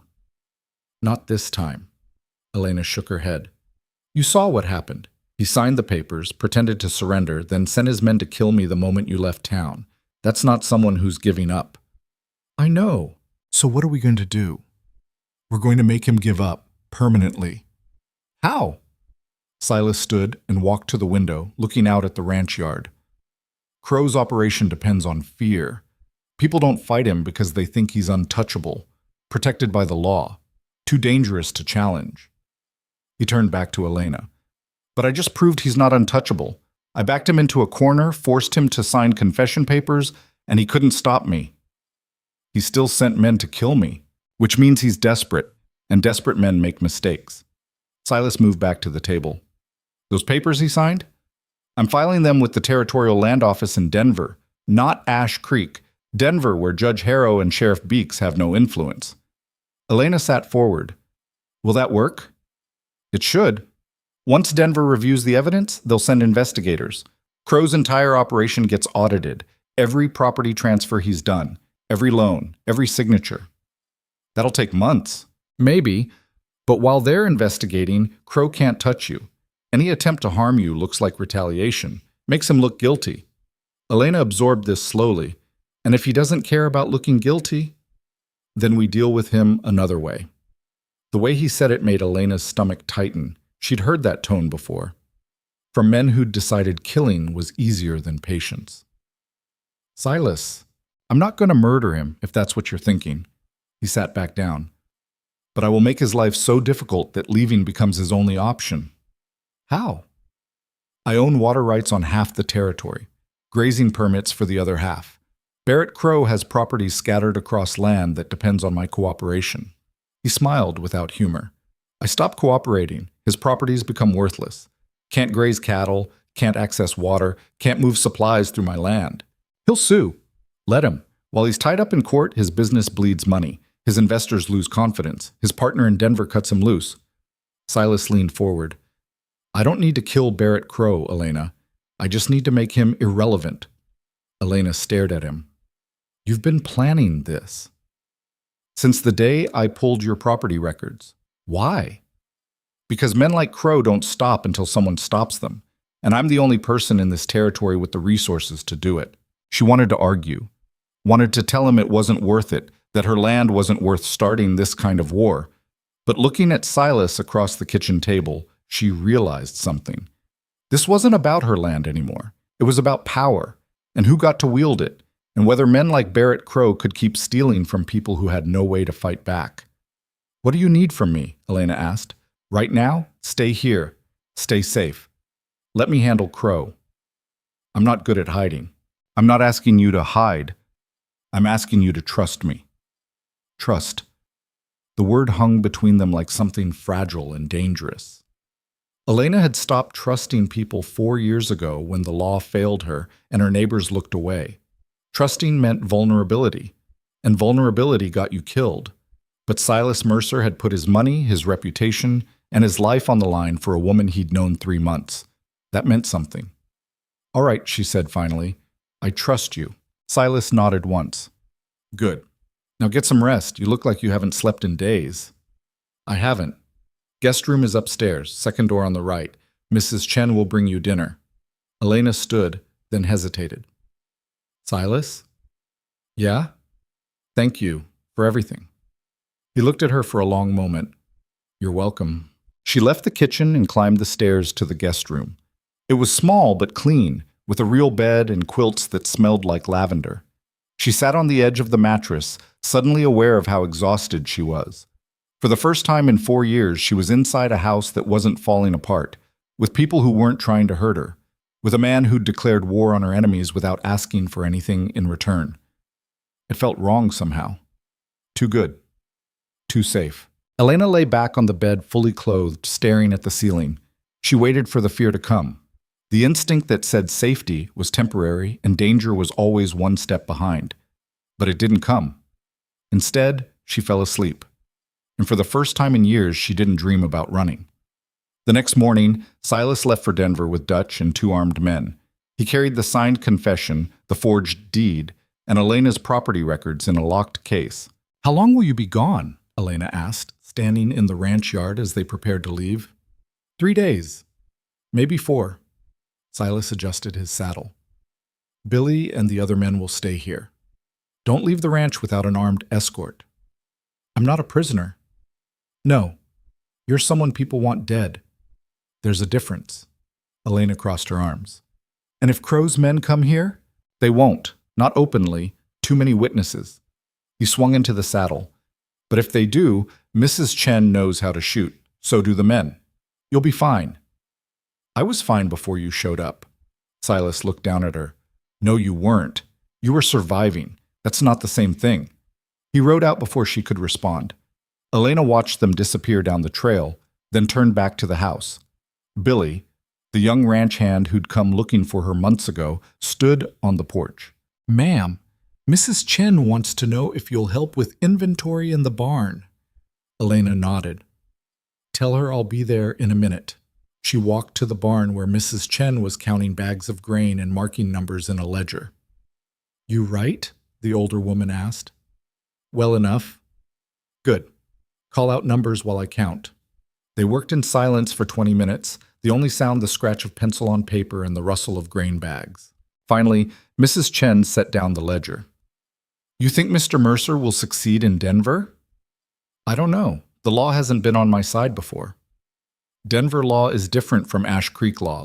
Less corruption, more oversight." "You sound like you know." Mrs. Chen smiled. "My husband tried to file mining claims here 30 years ago. Judge Harrow's predecessor ruled against him, said Chinese couldn't own property." She tapped the ledger. "So we went to Denver, filed papers there, won the appeal, sold the claim for enough money to start over." "Where's your husband now?" "Dead. 10 years. She picked up the ledger again. "But before he died, he taught me something important. Fighting at the wrong level means losing. You fight where the rules are fairest." Elena thought about that while they finished the inventory. That afternoon, she helped Billy repair a fence section on the north pasture. The work was mindless but physical, exactly what she needed. Hammer, nails, wood, problems with clear solutions. Billy worked beside her, surprisingly competent for someone so young. "You've done this before," Elena said. "Grew up on a ranch outside Cheyenne. Been working fence since I was 8. He hammered in another nail. "You?" "Learned from my husband." "Mr. Mercer said you're good with repairs." "Good enough." Billy glanced at her. "Can I ask you something?" "Depends what it is." "Those men who came after you, you really kill one of them?" Elena stopped hammering. "Who told you that?" "Dutch. Said you stabbed one of Crow's men 4 years ago when they tried to drag you back to Ash Creek." "Dutch talks too much." "So it's true?" Elena set down the hammer. "Yes, it's true." "Were you scared?" "Terrified, but being scared doesn't stop you from doing what needs doing." She picked up the hammer again. "You ever been in a fight, Billy?" "Bar fight once. Got my nose broken." "Real fight. Someone trying to kill you." He shook his head. "No, ma'am." "Hope you never are. But if you are, remember this. Scared people survive longer than brave ones. Brave people take risks. Scared people do whatever it takes." Billy nodded slowly, absorbing that. They finished the fence as the sun started dropping. Elena walked back to the main house, her muscles aching in a good way.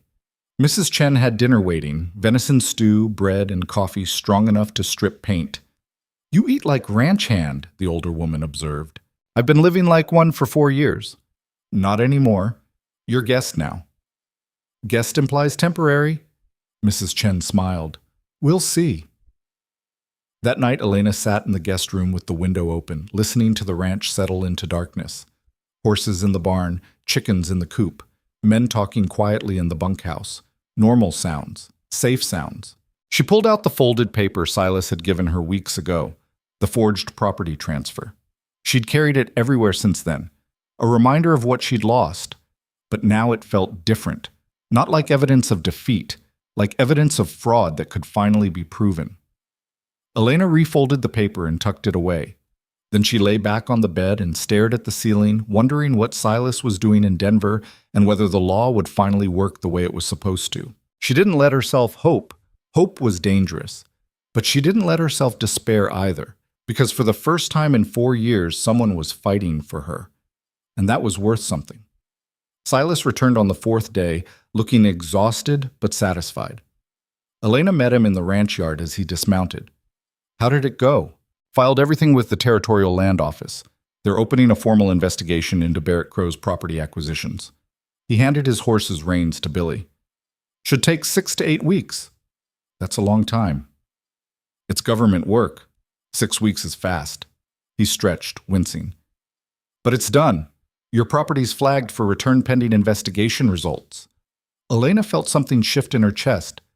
Really? Really? Once they review the evidence, the transfer gets voided. Land reverts to you automatically. What about Crow? He's facing fraud charges. If convicted, he loses everything: properties, business license, maybe jail time.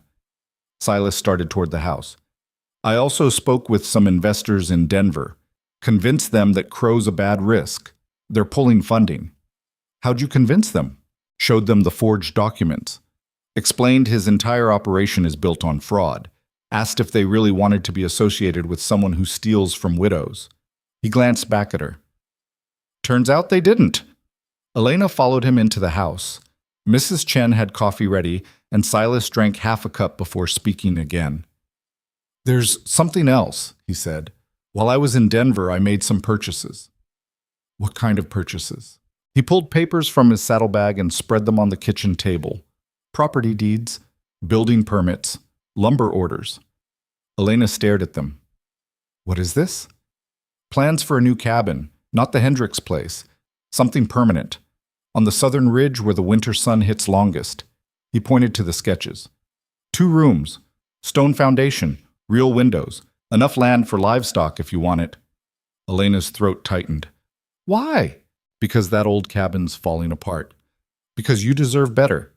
Because if you're staying, you need a real home. I never said I was staying. Silas looked at her directly. Then leave. Take your land back when the investigation's done. Start over somewhere else. I won't stop you. But I'm hoping you'll stay. The ranch needs someone who knows how to fix things. Someone who doesn't quit when things get hard. He paused. I need someone like that. Elena studied the plans laid out on the table. A real cabin, built to last, on land where she could actually see the sun during winter instead of living in perpetual shadow. What are you offering? She asked carefully. Permanent position managing remote land operations. You'd oversee line shacks, fence repairs, water systems, real wages, legal contract, full partnership in ranch decisions that affect the territory. Partnership? You've been out there. You know what works and what doesn't. I need that knowledge. Not as a favor, as part of the operation. Elena sat down slowly. I don't understand. What don't you understand? Why you're doing this, the land fight, I get. You wanted to stop Crow, but this? She gestured at the plans. This is something else. Silas was quiet for a long moment. Then he refilled his coffee cup and sat across from her. 5 years ago, my father died trying to protect this ranch. He worked himself to death because he didn't trust anyone else to do it right. Didn't train anyone. Didn't share the load. Just carried everything alone until it killed him. He stared into his coffee. I've been doing the same thing, working alone, trusting no one, carrying everything. And I'm tired, Elena. Tired of doing everything myself. Tired of watching capable people get destroyed because they don't have resources. Tired of being the only person in 100 miles who gives a damn whether things get done right. He looked up.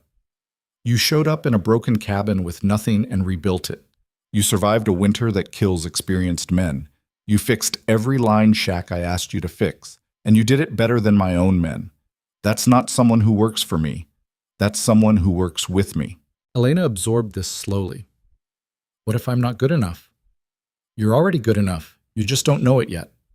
What if I leave anyway? Then you leave, but at least you'll leave with options instead of running. She looked at the building plans again. 2 rooms, stone foundation, real windows, a home. Not just shelter, not just survival. A home. I'd want to make changes, she said finally. What kind of changes? The southern ridge gets hit by wind. Need better drainage on the north side. And the chimneys should be double stone, not single. Last longer. Silas smiled. Done. What else? I want my own horse. Not borrowed. Mine. I'll get you one. And I want to be there when they build it. Watching, making sure it's done right. Wouldn't have it any other way. Elena met his eyes across the table. Why do I feel like I'm making a mistake? Because trusting people feels like a mistake when everyone's betrayed you before.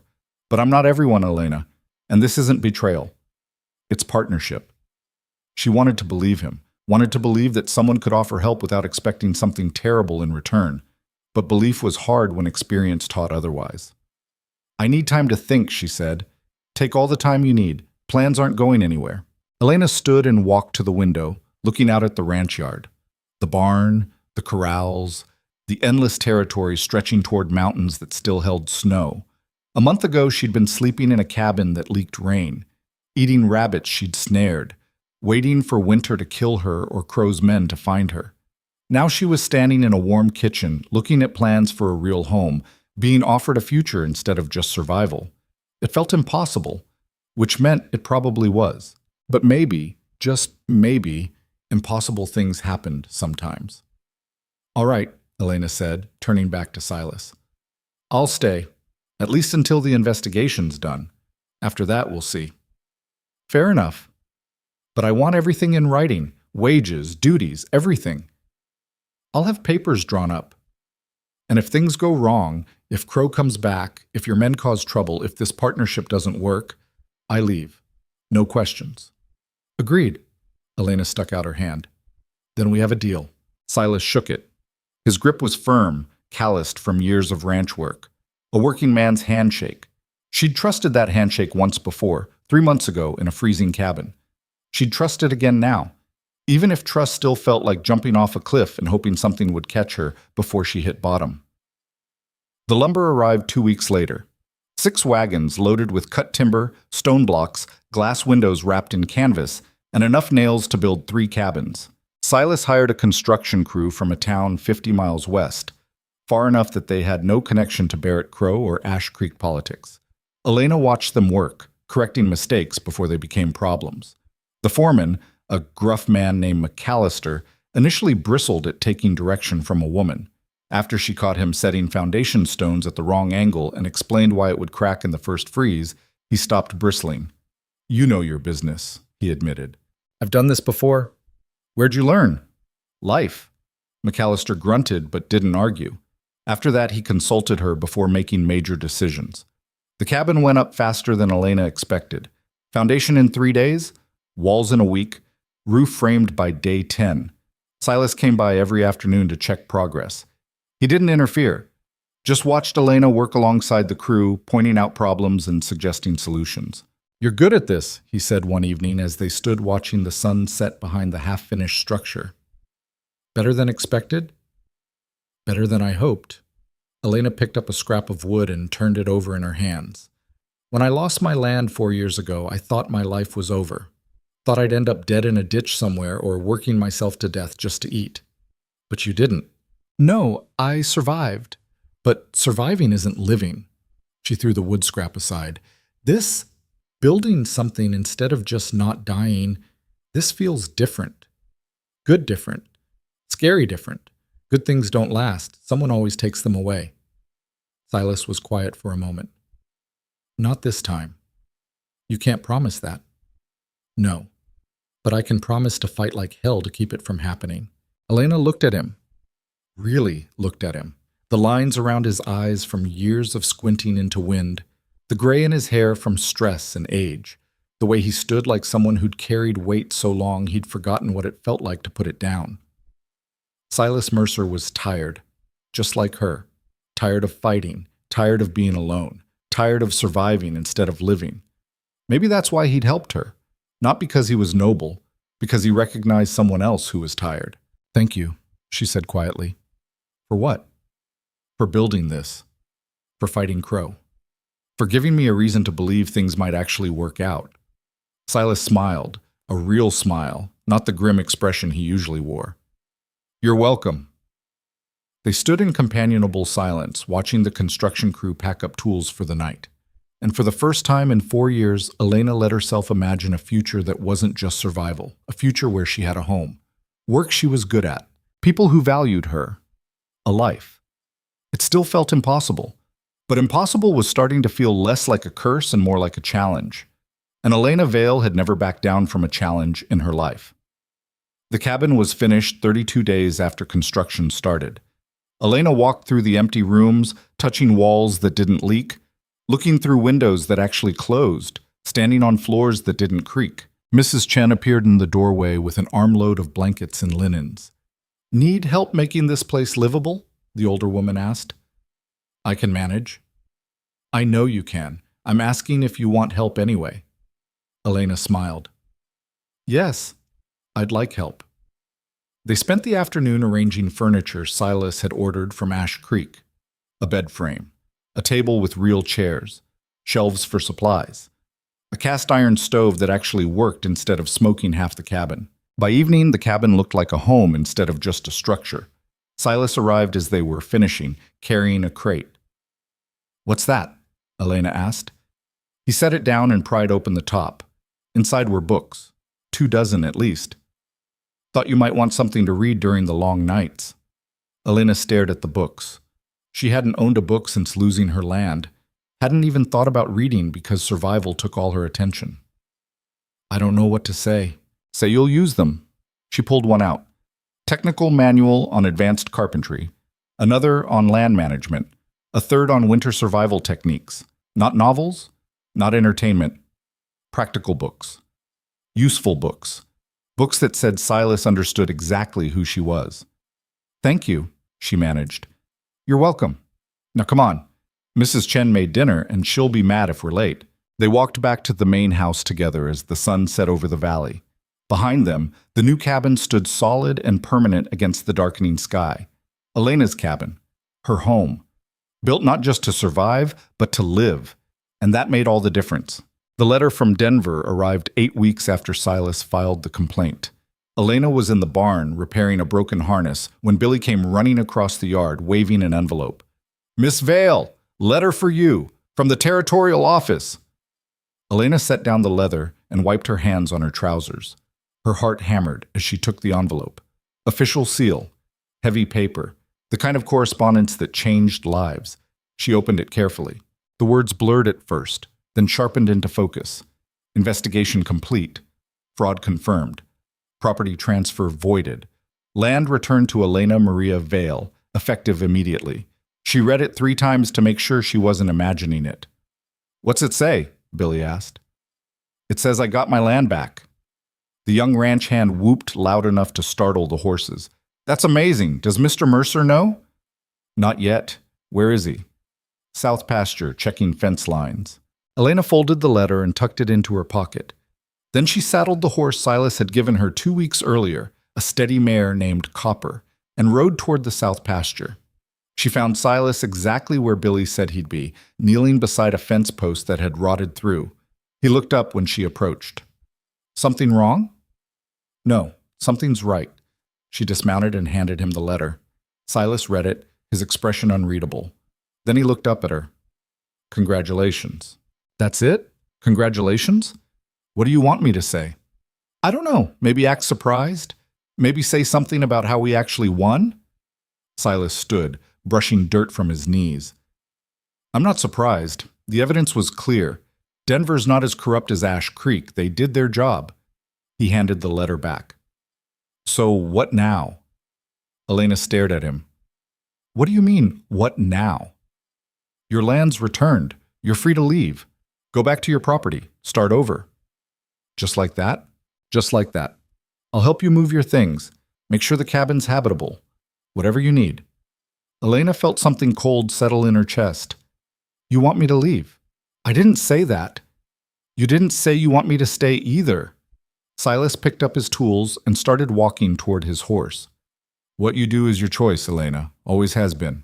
She followed him. That's not an answer. Yes, it is. You've got options now. Land, money from the work you've done here, skills. You can go anywhere. Do anything. He secured the tools to his saddle. You're not trapped anymore. And what if I don't want to leave? He finally looked at her. Then don't. But you think I should. I think you should do what makes sense for you. His voice was careful, too careful. Not what you think you owe me. Elena felt anger flash through her. You think that's why I'd stay? Because I owe you? Isn't it? No, it's because... She stopped, unsure how to finish that sentence. Silas waited. When she didn't continue, he mounted his horse. Think about it, Elena. Really think about it. Your property's 40 acres with good water. My offer is permanent work managing land that'll never be yours. One's freedom, the other's employment. He gathered the reins. Choose freedom. He rode away before she could respond. Elena stood in the pasture, watching him disappear over the ridge, the letter from Denver still clutched in her hand. She wanted to scream, wanted to chase after him and demand to know why he was pushing her away after spending months pulling her closer. But she didn't, because part of her understood exactly what he was doing. Silas Mercer had spent his entire life controlling everything around him, making decisions, eliminating variables, ensuring outcomes. But he couldn't control whether Elena stayed or left. That choice was hers, and it terrified him. Elena rode back to the main ranch slowly, thinking. Her land was 40 acres of creek bottom with decent timber and good water, small but workable. She could rebuild the cabin that had been taken from her, start over exactly where she'd been before everything fell apart. It was safe, familiar, hers. But it was also lonely, and after 3 months of working alongside people who valued her skills, eating meals with Mrs. Chen, trading jokes with Billy and the other ranch hands, and building something larger than just survival, going back to being alone felt like giving up. Not giving up on the land, giving up on the life she'd started building here. Mrs. Chen was in the kitchen when Elena returned. The older woman took one look at her face and poured tea without asking. You got news, she said. Not a question. My land's been returned. Investigation confirmed fraud. It's mine again. That's good news? Is it? Mrs. Chen set down the teapot. You don't sound happy. I don't know what I am. Elena wrapped her hands around the warm cup. I spent 4 years wanting that land back, dreaming about it, and now I have it, and all I can think about is how much I don't want to leave here. Then don't leave. Silas thinks I should. Silas is an idiot sometimes. Elena almost smiled. You can't say that about your employer. I've worked for him 15 years. I can say whatever I want. Mrs. Chen sat across from her. You know why he's pushing you to leave? Because he doesn't want me here? Because he does want you here. Very much. And that scares him. Elena frowned. Why would that scare him? Because Silas Mercer hasn't cared about another person since his father died. He's built walls so high nobody gets close. Then you showed up, broke through every wall he had, and now he doesn't know what to do. She sipped her tea. So he's trying to make the decision for you. Push you away before you can leave on your own. That's stupid. Yes, but people do stupid things when they're scared. Elena stared into her tea. What if I stay and it doesn't work? What if I make the wrong choice? What if you leave and spend the rest of your life wondering what would have happened if you'd stayed? Mrs. Chen stood. Only you can decide what you want, Elena. But decide for yourself. Not because Silas told you to, not because you think you owe someone, because it's what you actually want. She left Elena alone in the kitchen with her tea and her thoughts. 2 days passed. Elena threw herself into work, helping Dutch reorganize the tool shed and assisting Billy with fence repairs on the western boundary. She avoided Silas. He avoided her. It was childish, and they both knew it. On the 3rd day, Elena made a decision. She found Silas in his study after dinner, reviewing supply orders. We need to talk, she said from the doorway. He didn't look up. About what? About me staying. That got his attention. He set down his pen. You've decided? Yes, I'm staying, not on my old land, here. Working for you, with you, whatever you want to call it. Silas leaned back in his chair. Why? Because my 40 acres is empty land with a broken cabin. This place is a working ranch with people I actually like. Because I'm good at what I do here, and you need someone who's good at it. Because leaving would be safe, and I'm tired of choosing safe over living. Elena, I'm not finished. You spent months fighting for me, building me a cabin, giving me work that matters. And now you're trying to push me away because you're scared I'll leave anyway. She moved into the room. Well, I'm scared too. Scared of trusting someone, scared of building a life that could fall apart. But I'm more scared of running away from something good just because it might not last. Silas stood slowly. What if you get tired of ranch work? What if you wake up one day and realize you gave up your own land for someone else's dream? Then I'll deal with it. But that's my choice to make, not yours. They stood across the desk from each other, the same way they had months ago when this partnership first started. You're sure? Silas asked quietly. I'm sure. Are you? He came around the desk until he was standing close enough that Elena could see the uncertainty in his eyes.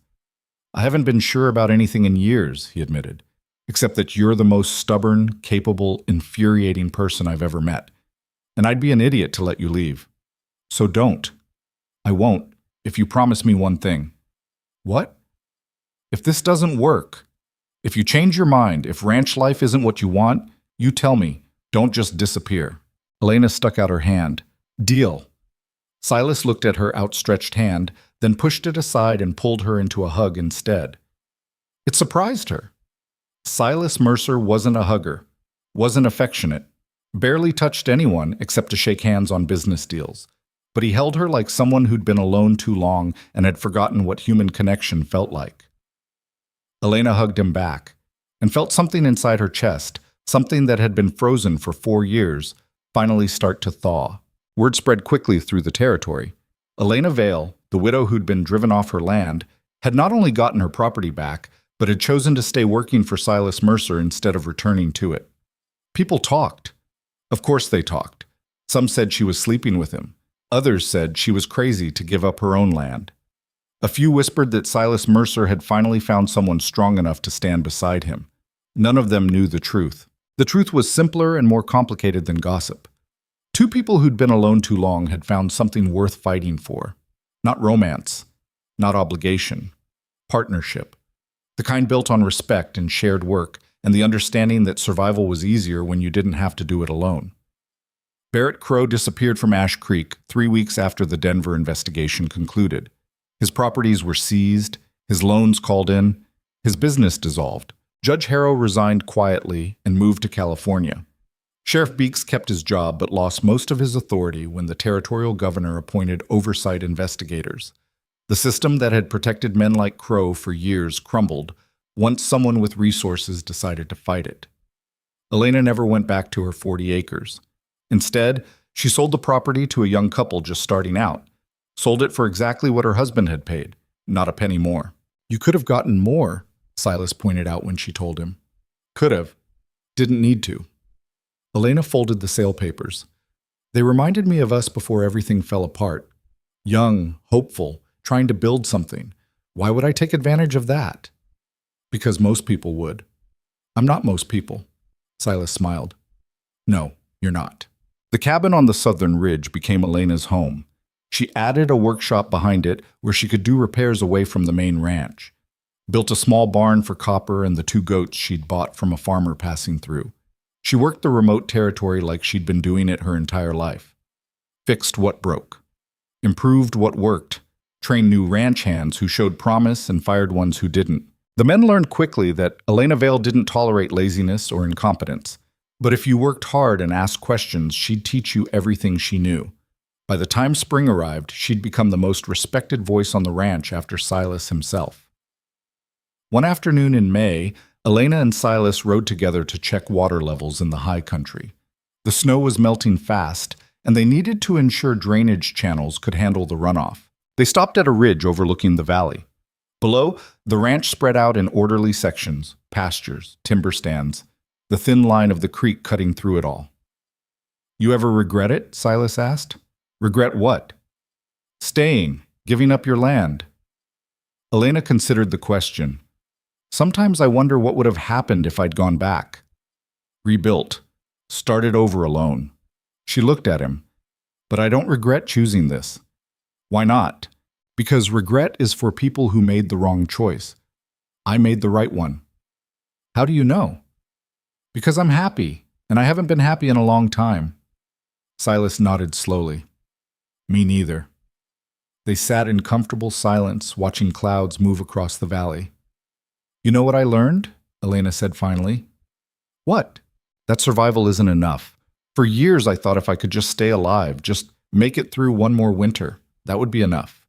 But it's not. Living means building something, trusting someone, taking risks even when it scares you. She turned to face him. You taught me that. I didn't teach you anything. You already knew how to survive. Surviving and living are different things. You showed me the difference. Silas met her eyes. You did the same for me. They rode back to the ranch as the sun started its descent toward the mountains. Behind them, the high country waited, still wild, still dangerous, still demanding respect, but no longer something to simply survive, something to live in. The territory changed slowly over the following months. New families moved in, drawn by word that Ash Creek had cleaned up its corruption. The town grew. New businesses opened. The land office operated fairly for the first time in years. People who'd been cheated started coming forward, filing complaints, demanding justice. Some cases were resolved. Others couldn't be fixed. But at least people could try. Elena watched these changes from a distance. She rarely went to town. Didn't need to. Everything she needed was here, work, home, people who valued her. But when she did go to Ash Creek, people treated her differently than before, not with pity or dismissal, with respect. The woman who'd been driven off her land had become the woman who'd fought back and won, who'd helped expose corruption, who'd proven that power could be challenged if you had the courage and resources to do it. She didn't think of herself as a hero. Heroes were people in stories. She was just someone who'd refused to give up. But when young women approached her in the general store, asking how she'd survived alone in the wilderness, she told them the truth. You survive by doing what needs doing. You live by building something worth surviving for. 1 year after Elena first appeared in Silas Mercer's valley, the ranch held its annual autumn gathering. Workers and families from across the territory came to celebrate the end of harvest season. Elena stood on the porch of the main house, watching people arrive. Children ran through the yard. Men gathered around the fire pit where a whole pig was roasting. Women traded recipes and gossip. Mrs. Chen appeared beside her. You did good work this year. We all did. You especially. Half these people are here because you made them feel welcome. The older woman smiled. Silas never threw parties before you came. Said they were a waste of time. What changed his mind? You did. You reminded him that ranches need people, not just cattle and land. Elena watched Silas across the yard talking with Dutch and some of the newer hands. He looked relaxed, almost happy. He's different now, Elena observed. So are you. How? You smile more, laugh sometimes. You stop looking over your shoulder every 5 minutes. Mrs. Chen squeezed her arm. That's what happens when you finally stop running. The party continued into the evening. Someone brought out a fiddle. Music filled the yard. People danced badly and didn't care. Silas found Elena sitting on the porch steps, watching. You're not dancing, he said. Neither are you. I don't dance. Neither do I. He sat beside her. Hell of a year. Yeah. Think you'll stay for another? Elena looked at him. You trying to get rid of me? Opposite. Trying to make sure you know you're welcome. I know. They sat together, watching the party, listening to music and laughter fill the valley. And Elena realized something that would have terrified her a year ago, but now felt like simple truth. This was home, not the cabin, not the land, these people, this place, this life they'd built together. She'd spent 4 years running from everything she'd lost. And in running, she'd found something better than what she'd had before. Not because what she had now was perfect. It wasn't. Ranch work was hard. The territory was unforgiving. People still struggled and failed and made mistakes, but she wasn't alone anymore. And that made all the difference. Silas? She said quietly. Yeah? Thank you. For everything. For taking a chance on someone who had nothing. For fighting when I couldn't. For showing me that trust isn't weakness. He was quiet for a moment, then, "You're welcome. Thank you for staying, for teaching me that carrying everything alone doesn't make you strong. It just makes you tired." Music swelled across the yard. Someone laughed. A child shrieked happily. Life continued, messy and loud and imperfect and real. And for the first time in years, both Elena Vale and Silas Mercer looked at the future and saw possibility instead of just survival. That was worth more than land or money or victory over enemies. It was worth everything. The frontier had tried to erase Elena Vale, had stolen her home, pushed her into wilderness, marked her for death. But she'd survived. More than survived. She'd rebuilt, fought back, reclaimed not just her land but her future. And in doing so, she'd changed everything around her. Changed Silas Mercer from a man who trusted no one into someone who understood the value of partnership. Changed a ranch from a business into a community. Changed a territory from a place where power crushed the defenseless into one where justice, however imperfect, was at least possible. That was the truth people didn't understand about survival. It wasn't about being stronger than what tried to kill you. It was about refusing to let it define you. About building something new instead of just mourning what was lost. About understanding that asking for help wasn't weakness and giving it wasn't foolishness. About finding people worth fighting for and places worth calling home. Elena Vale had learned all of this the hard way, through loss and loneliness and years of barely surviving. But she'd learned, and now, sitting on the porch of a ranch that felt more like home than anywhere she'd ever lived, watching people celebrate under stars that had once seemed cold and distant, she understood something fundamental. The frontier hadn't tried to erase her. It had tried to teach her. And she'd been a hell of a good student,